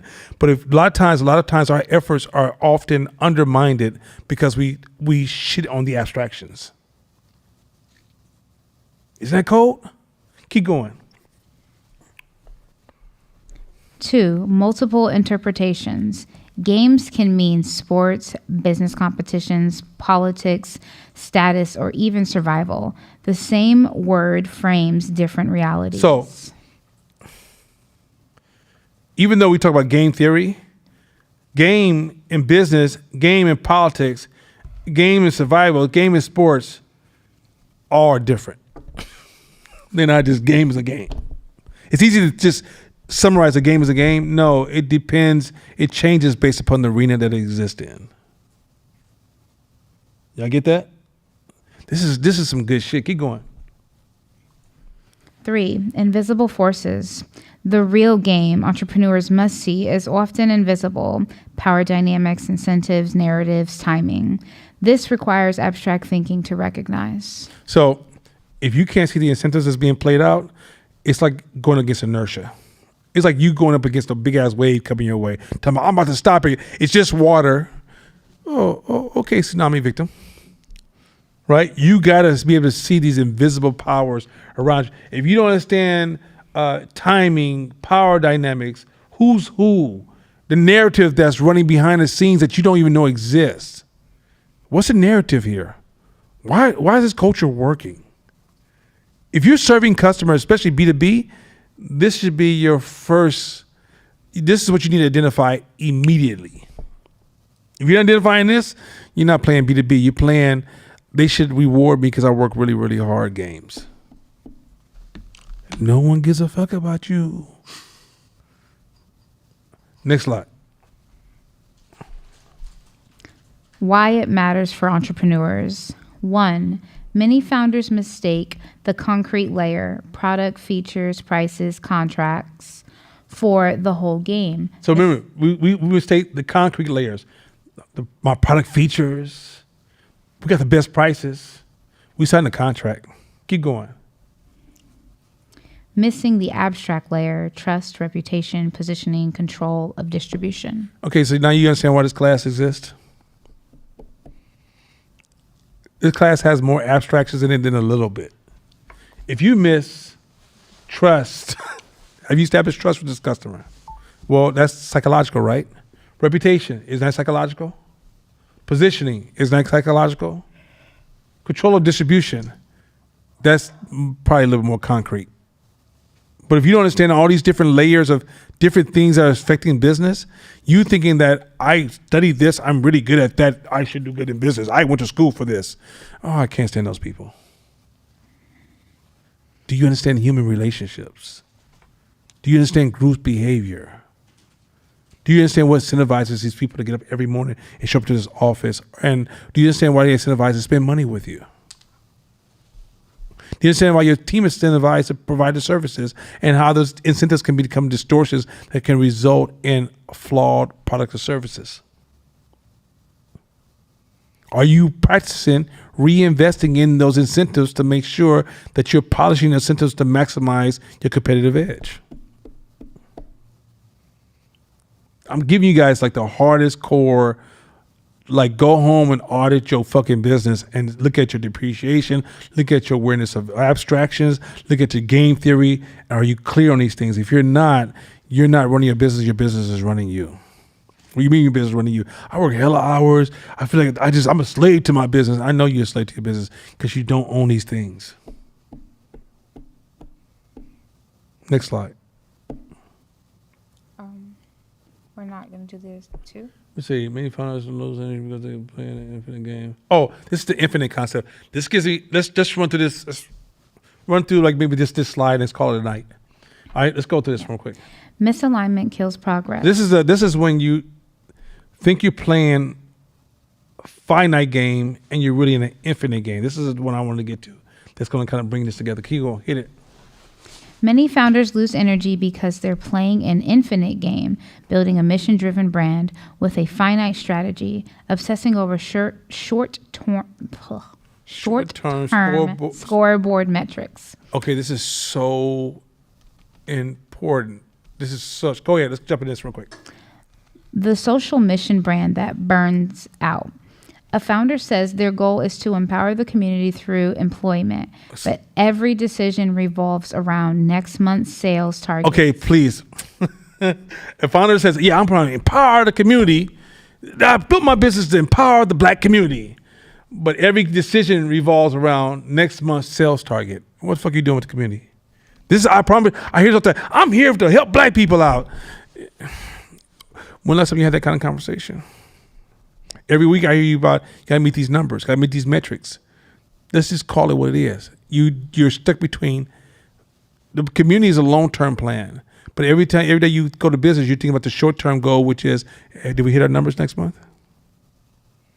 You're gapped. Go ahead, next one. They underpay staff to hit margins. This is when social mission. So you're underpaying staff to hit margins. So what happens? Culture erodes, trust drops, mission loses credibility. Mm-hmm. Keep going. Misalignment, infinite goals, empowerment, using finite tools, cost-cutting, quarterly wins. So you're talking about infinite goal, empowerment. Nothing about your business is empowering nobody. And this is, you'll say, what is your purpose of your business? My purpose is to help black people and help the community. Oh, well, the way you run your business, nothing there helps black community and grows your business. So then after a while, your employees catch on and be like, you ain't even trying to empower us. You ain't trying to do nothing for the community. With short-term goal, I don't see a return on our investments. I'm out. So now you lose your staff. You lost your customers. Your business model made you run a dysfunctional business till you destroyed it. I know y'all seen that before. I've seen it many times before. Keep going. Let's hit the next one. Nonprofits. This is going to land home. This is the thing about the George Floyd era. This is going to land directly on the front step. Go to next. Go to hit the nonprofit. Go ahead. The nonprofit that becomes transactional. The organization claims to build generational wealth, but obsesses over donor numbers each month instead of real outcomes. How many times y'all seen people, I don't know if you ever been a part of nonprofits who tell you about this big mission they have, but they spend most of the time getting ready for the next donation. Trying to get founders and philanthropists to invest in there to give them money. But they keep telling you about the community. Now watch this, keep going. Watch this, this is gonna get personal. Go ahead. The team gets trapped in chasing grants instead of building sustainable models. So whoa. So you mean they spend more time on finding how to position themselves for the next grant as opposed to creating a better model, sustainable model that where they don't even need grants in long term? How many times y'all see nonprofits? They grant chasers, but they're not model chasers. Keep going. Misalignment, infinite game, systemic impact with infinite strategy, short-term funding cycles. So now you're in these funding cycles where now your main focus as a foundation or a nonprofit is to raise money, but you haven't even improved the way that you're going to show. You don't even have proper insight in the community you seek to serve. You think this is crazy? Trust me, get inside some of these nonprofits, and when you get inside of them, you realize, oh, y'all in a cycle system. Oh, getting ready for the next cycle to raise money. If I looked at your strategy development game, it doesn't match your raising money funding game. Because what happens, the funding starts to become a distraction. So now you're out of alignment, which is long-term misalignment. This infinite game is, system impact. We want to have impact. But short-term strategy, short-term funding cycles. Distortion. Okay, hit the next one. The influencer entrepreneur. A content creator says they want to change the narrative of Black entrepreneurship, but often focuses only on follower count and viral hits. Ooh, go back to that. So remember we had a class and there was an argument of popularity, and I was like, yo, I can't do that. You heard me in court say, this is not going to be the most popular class, because if we're trying to grow entrepreneurs, if we focus on viral hits and becoming popular, we can't serve you no more. I know how to say the shit that make people be like, oh, I'm listening to that class every week.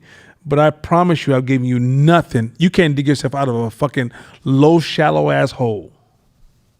So in order for me, I have to forsake strong popularity over efficiency. Meaning that a lot of entrepreneurs as part of this class, I know their numbers, I know their growth, I know their rate of growth. I'm always investing in that. But I can't change this class to make you, oh my God, that was the most funnest class ever. Damn, my numbers haven't changed in a year. Yeah, I know. But it's fun. And I'm paid. I look good over here. I'm like Tony Robbins over here. I don't change my voice like this because my money's so fat. From a nonprofit. But in the end, I didn't serve you. So that's the decision me and McCourt had to sit down. Like, are we here to serve the community or are we here to serve ourselves? We know how to grow. Court knows more tricks on how to manipulate y'all than a little bit, because he at one point had a lot of connection. That's a lot of his old friends who ran those games. But we're more committed to quality outcomes than trash delivery. Keep going on that one. The message gets watered down. Watered down like a motherfucker. People follow but don't transform. Mm-hmm. Misalignment, infinite goal, education empowerment with finite metrics, views, and likes. Okay, next one. The family-owned business. Parents dream of passing down a legacy, but run the business in a survival mode. No succession plan, no reinvestment in system. So I mean, people, oh yeah, I'm building this business for my family. Well, if you die tomorrow, you ain't got much to give them. And nor are you running your business with the intent to have much to give them. So you're not running your business with a succession plan. That's not part of your equation. It's about survival mode, spin mode, me mode, I mode. But then you keep telling everybody this about the we mode, the family mode. Is it really? Short term versus long term. Infinite versus finite. You guys can try to see how cold this is? How you could talk infinite, but you don't realize your strategy is more finite. And at the end of the day, your infinite dreams will never come true. But because they're infinite, you can almost betray your infinite goal because it's so far out there. And what's right in your face is finite goals. But you can actually shape your finite planning to protect your infinite long-term goals. But your brain has to literally say, I'm plugging that in and plan and strategize that and prioritize that, not say, my effort means that's what I'm doing because my effort is there. Whether I'm achieving it or not, my effort is there. Cold shit. Just flip this one real quick. Okay, go back because I want to finish that slide. Misalignment, infinite vision. Okay, The go last to the next slide. I want to read one. Hold on a second. Coaching, consulting, business. Discount trap. Just read the discount trap. I just want that. That's the one I want to get before we get out of here. The hype cycle, black ownership, business example. We get this, but hit the discount trap. That's the one I skipped earlier, but this brings it all home. Okay. Hit this one right here. This is actively black. The discount trap. A clothing brand keeps running sales to boost revenue. Customers learn to wait for discounts. Brands lose premium feel. Long-term trust erodes. Lesson: you can't play the trust game with price war tactics. Did y'all see that? Read that one more time because that shit's so much fucking power. I'm going to slow it down a little bit. Okay, go ahead. Read the first line. A clothing brand that keeps running sales to boost revenue. So business is slowing down, so you keep running these cool sales every 2 or 3 months to boost revenue. This month, 40% off everything on the site. This month, 20% off everything on the site, right? And you think because of boosted revenue, that is just managing your business, short-term thinking. Not thinking, what is the long-term effect of that short-term strategy? The long-term effect of that strategy is that you're bringing down brand quality. You're stealing from the brand quality to win this sale. So then when you go online and say, I don't understand why you go to, Ralph Lauren and buy his shit and don't complain about pricing. Now, one of y'all say anything about pricing. Ralph Lauren is like, yo, I'm playing a different game than you playing. Also, I didn't get in the industry comparing myself to Nike. I got in my industry comparing myself to closer to Giorgio Armani. So we're in different games. So for you to get online and start talking about this game versus that game, you're doing unfair game comparison. Also, you got to realize that you want to argue quality, but if you keep running these sales like that, you're undermining your quality argument. Y'all see that shit? So customers learn to wait for discounts. Now you think your customers ain't paying attention to the trend? The customer's like, man, 3 months, man. Fuck, I know that shirt just came out for $100, $120. In 3 months, he gonna run a sale. Shit, what's that? End of the year, Black Friday, whatever, Red Friday, Purple Red Friday, whatever color that Friday is. Wait for that Friday. I'm gonna get that same sweatshirt for $60. And on Friday, your shit's selling, it's popping. But on Monday, true. But you did that to yourself, and if you don't know these invisible moves you're making, you don't know the outcome. This is why game theory is so important, because when they ran the discount, was anybody being evil, dumb, or stupid or mean? No. Were they being bad people? No. They don't understand game theory. That's it. Unfortunately, the world doesn't give a fuck if you don't understand the game. The game is the game. You don't play it. I don't give a fuck what your intent is. I don't give a shit if you went to church every week, gave Pastor Chris the best offering, by the way, he deserves it, the best offering in the world. You've been out there feeding the homeless, talking to the drug dealers to get off the streets. You're doing everything right. You're still going to be broke because you ain't following the game. So by you always running discounts, all of a sudden, you don't understand that you're in a trust game when you should be in a price war game. No, you should be in the trust game, but you're playing the price war game. Don't get me wrong, if you want to play the price war game, that's fine if you have a commodity that can handle a price war game, i.e. Walmart, right? But if you're playing the trust game and you're trying to be a valuable product, but you're always running sales, the game you're playing, your finite game, is destroying your infinite game. You see how that break of not seeing these games you're playing? And being in the end, you're thinking, I just had to raise some money for last month. Things are really rough.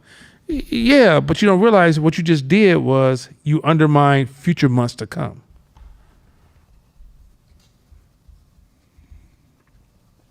That's why I'm hurting right now, because I can't run a price thing, because it will literally, like, so we'll do, like, if I need real money, I need some real money. But we would run a flash sale, because I know we would get X amount of dollars. I realized I didn't want to fall into that. and then devalue the actual, because if we're taunting or we're touting unpretentious luxury, but we sitting up running discounts every time something gets hard, it completely undermines what we say we're doing. So it's like we got to take the hit now, not to take the hit later. And so going back to your earlier conversation, you have to soften you have to increase the buffer as your business grows. So when you make your first profit, a lot of that is buffer money. So you can weather these storms so you don't threaten your price strategy, right? But these are things that if you're not playing business and thinking long term and short term, and you're just thinking about what have you done for me lately type of thinking, then what you don't realize that it's almost like you're creating your own hype cycles that will end in death of your business. And so this is why, like, this game theory, the reason I'm driving home game theory so strong, because I'm trying to say, hey, just doing a good job and making sure everybody does what they're supposed to do in your team, like a manager in the office, that's not running a business. You got to know the game you're playing, in addition of how to run your business, in addition on how to manage your resources, in addition to the psychology of human behavior. And this means that you don't get to learn that by a book. Don't stop asking me about the fucking book you need to read. It's strengthening that muscle where your muscle can handle all these intersections of thought, and you're like, oh yeah, this is just what I do. Yeah, just okay. Yeah, I'm always on top. Yeah, my brain is on top of this, and you get people around you that's helping you manage that stuff. You understand all this infrastructure you have to design. Stop trying to think that you're going to walk in this room and be so smart and be a superhero brain and handle all these intersections of complexity. This is why you need people like Court in my life, who's a business owner that I can say, hey, Court, I got this idea I want to run by you. Pastor Chris, I want to run this idea. T-Pat, I want to run this idea by you. We run ideas by each other because I'm in an intersection of complexities. And the game doesn't give a fuck about how nice I am or how committed I am or what I've done in the past. The game says, I don't give a shit about your past. It's what have you done for me lately? Because there's already somebody replacing me in a world of 8 billion people. There's already somebody waiting to get in front. So if you're in the top 1%, somebody's already trying to take you down to the 2%, 3%, 4% are averages. Go ahead, Scott, real quick. There's a business that this happened in Oakland too. Exactly what you're saying. They had cornered the market on I'm not going to say the name because I'm still friends with the owner, but they cornered the market on exclusive sneakers and all that. They were getting all the top tier stuff that nobody could get, but they got into that cycle of doing sales, flash sales, and they started training their customers. Oh, so and so is just going to do a sale in like 3 weeks, or every time they have an event, they're going to do a sale. And it became this pattern of scarcity, exactly what you're saying, where the owner started to rely on the sales because the customers were trained for the sales. And it just became this feedback loop where unless the owner was having a sale, they weren't selling any product. And even though they had a corner on the market and they were the ones getting all the best high quality product that nobody in Oakland could get, they still went out of business. That shit is cold. All right, so I got a class plan, and this is a homework assignment. This is going to be a really cool abstraction. So you guys know that we built Phi Tech Media to address the impact of slavery, Jim Crow, and the crack era. One of the things that happened to our community, is currently happening to the white community now because of fentanyl era, is crack destroyed families like y'all can't begin to imagine. We have more damaged families in a little bit. So even in some cases where mother and father's home, they're not even present, right? It's just, or you know how to run a family. How many of you guys, if I were to sit with you for 30 minutes, you think you could define what is a family and what's required to run a healthy family? Raise your hand if you think anybody you guys can do that. Huh? How many of you guys think if I sat with you for about 30 minutes, you can write down what would it take to run a healthy family and what's all required to make that work? Josh, you really think you can do it? No, I'm being serious. I'm not joking. You really think you can do it on running a healthy family? Okay, do me a favor. So, I can't say running up myself, but how the family I've been a part of, how the what?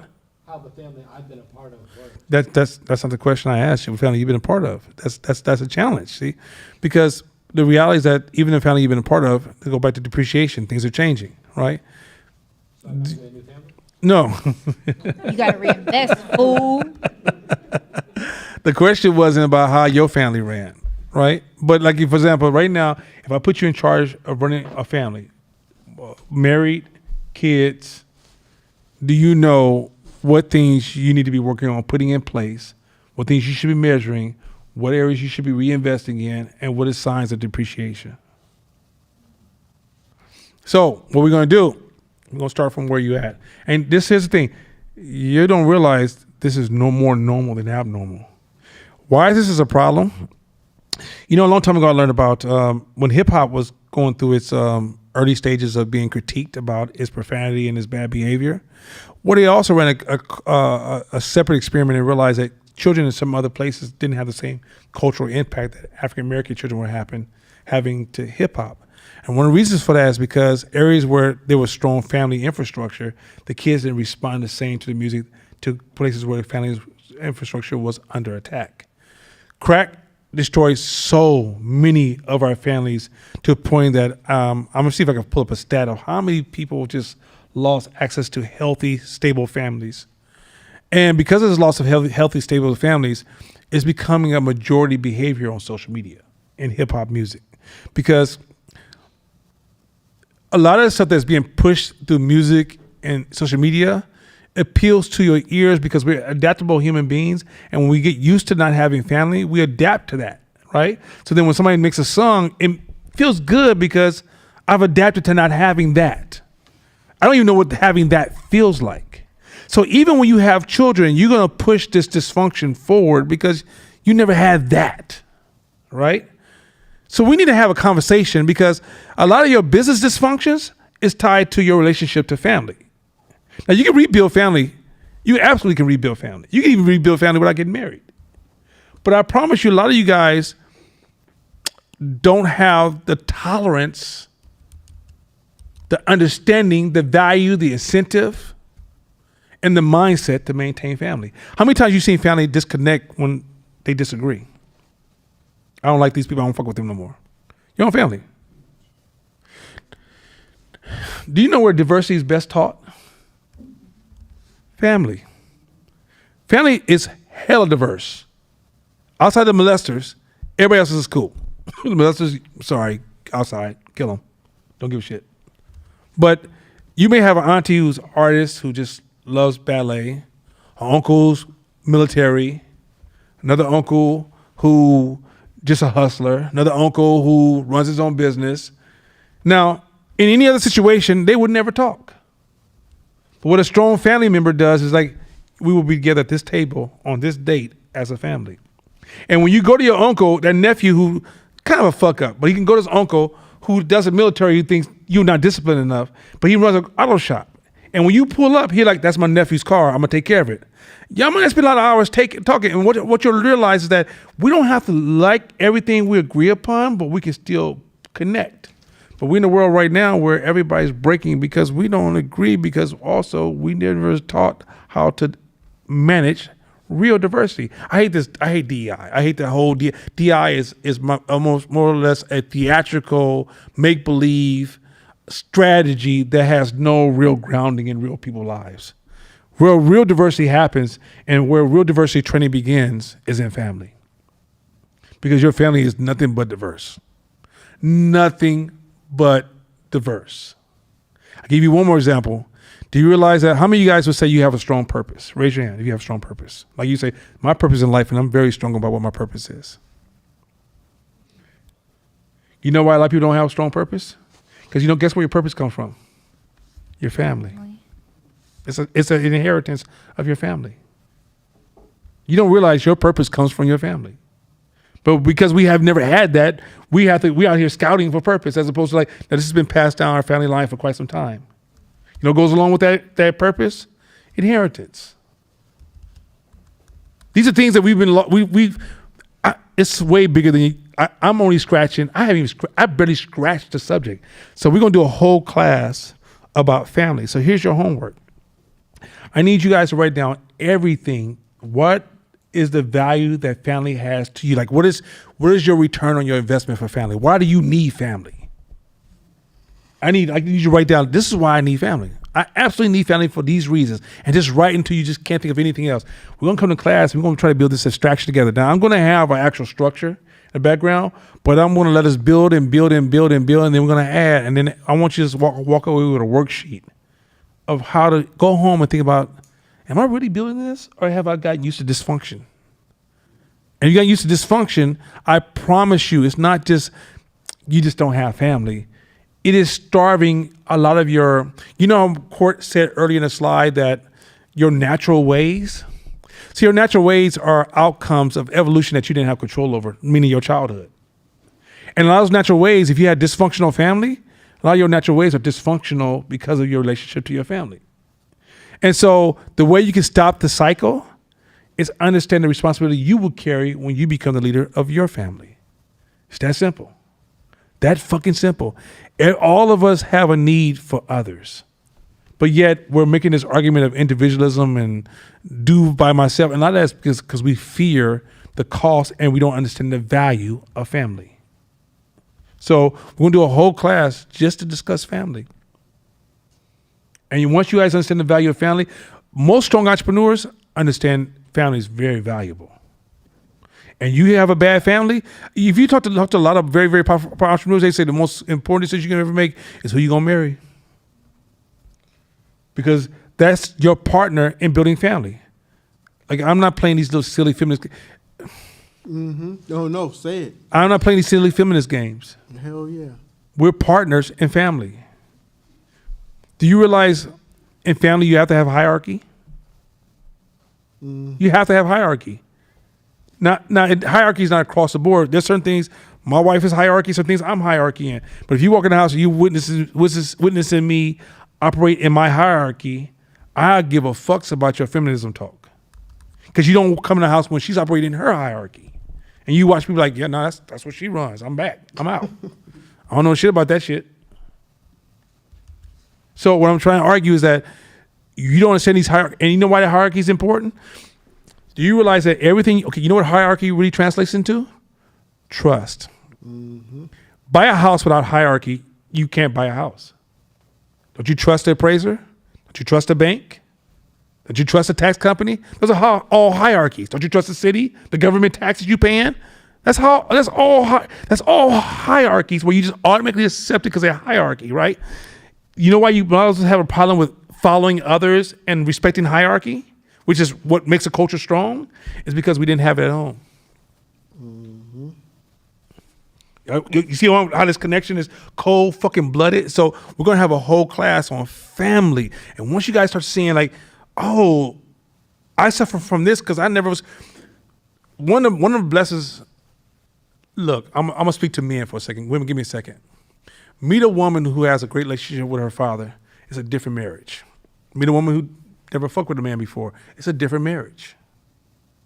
Because there's some things that could be. And same thing with men who have bad relationship with their mothers, by the way. Let me speak to women for a second. I know some men who have bad relationship with their mothers, and they treat the women the way with their anger they have towards their mom. This shit matters, y'all. Y'all think we just like, you think that the world revolves around you. You don't realize all this shit is continuum. So we're part of this continuum cycle. And because we're in a continuum cycle, family matters. And if you're going to move forward, don't push those dysfunction on the next seed that lands on this earth. Even if you just adopt friends and family and y'all build a virtual family, which I have a virtual family. Like my mother now is Mashama's mother, but she's adopted as my mother, right? This virtual family that I have, we still protect the family values. Once you understand family values, you are no longer arguing I over we. You understand that we makes I. We makes I. You don't believe me? Try to define yourself without we. It's the silliest definition you've ever told in your life. Yet you define yourself by people who would not let you sleep on that couch for 3 months if you lost your house. You value them more than the people that will have your back and give you a safe space to be imperfect. My friends, you're retarded. Can't whip me, those of y'all are mad at me. So the reality is that we're going to have a whole session on family, but this is important because if we're addressing building stronger communities, one of the things we're going to have to address, and it's a really complex ecosystem, but we're going to just lay the foundation. And if you start off with, why do I need family? Why do I need family? And I want you to write down everything you have, because when I come to class, I'm not going to start from the beginning. We're going to start off with, all right, let's go. Those of you online, let's go. Why do you need family? And we're going to build, I'm going to build all the way down to like, what does family need to stay strong? What is the necessary resources? If those resources are missing, where are the reinvestments?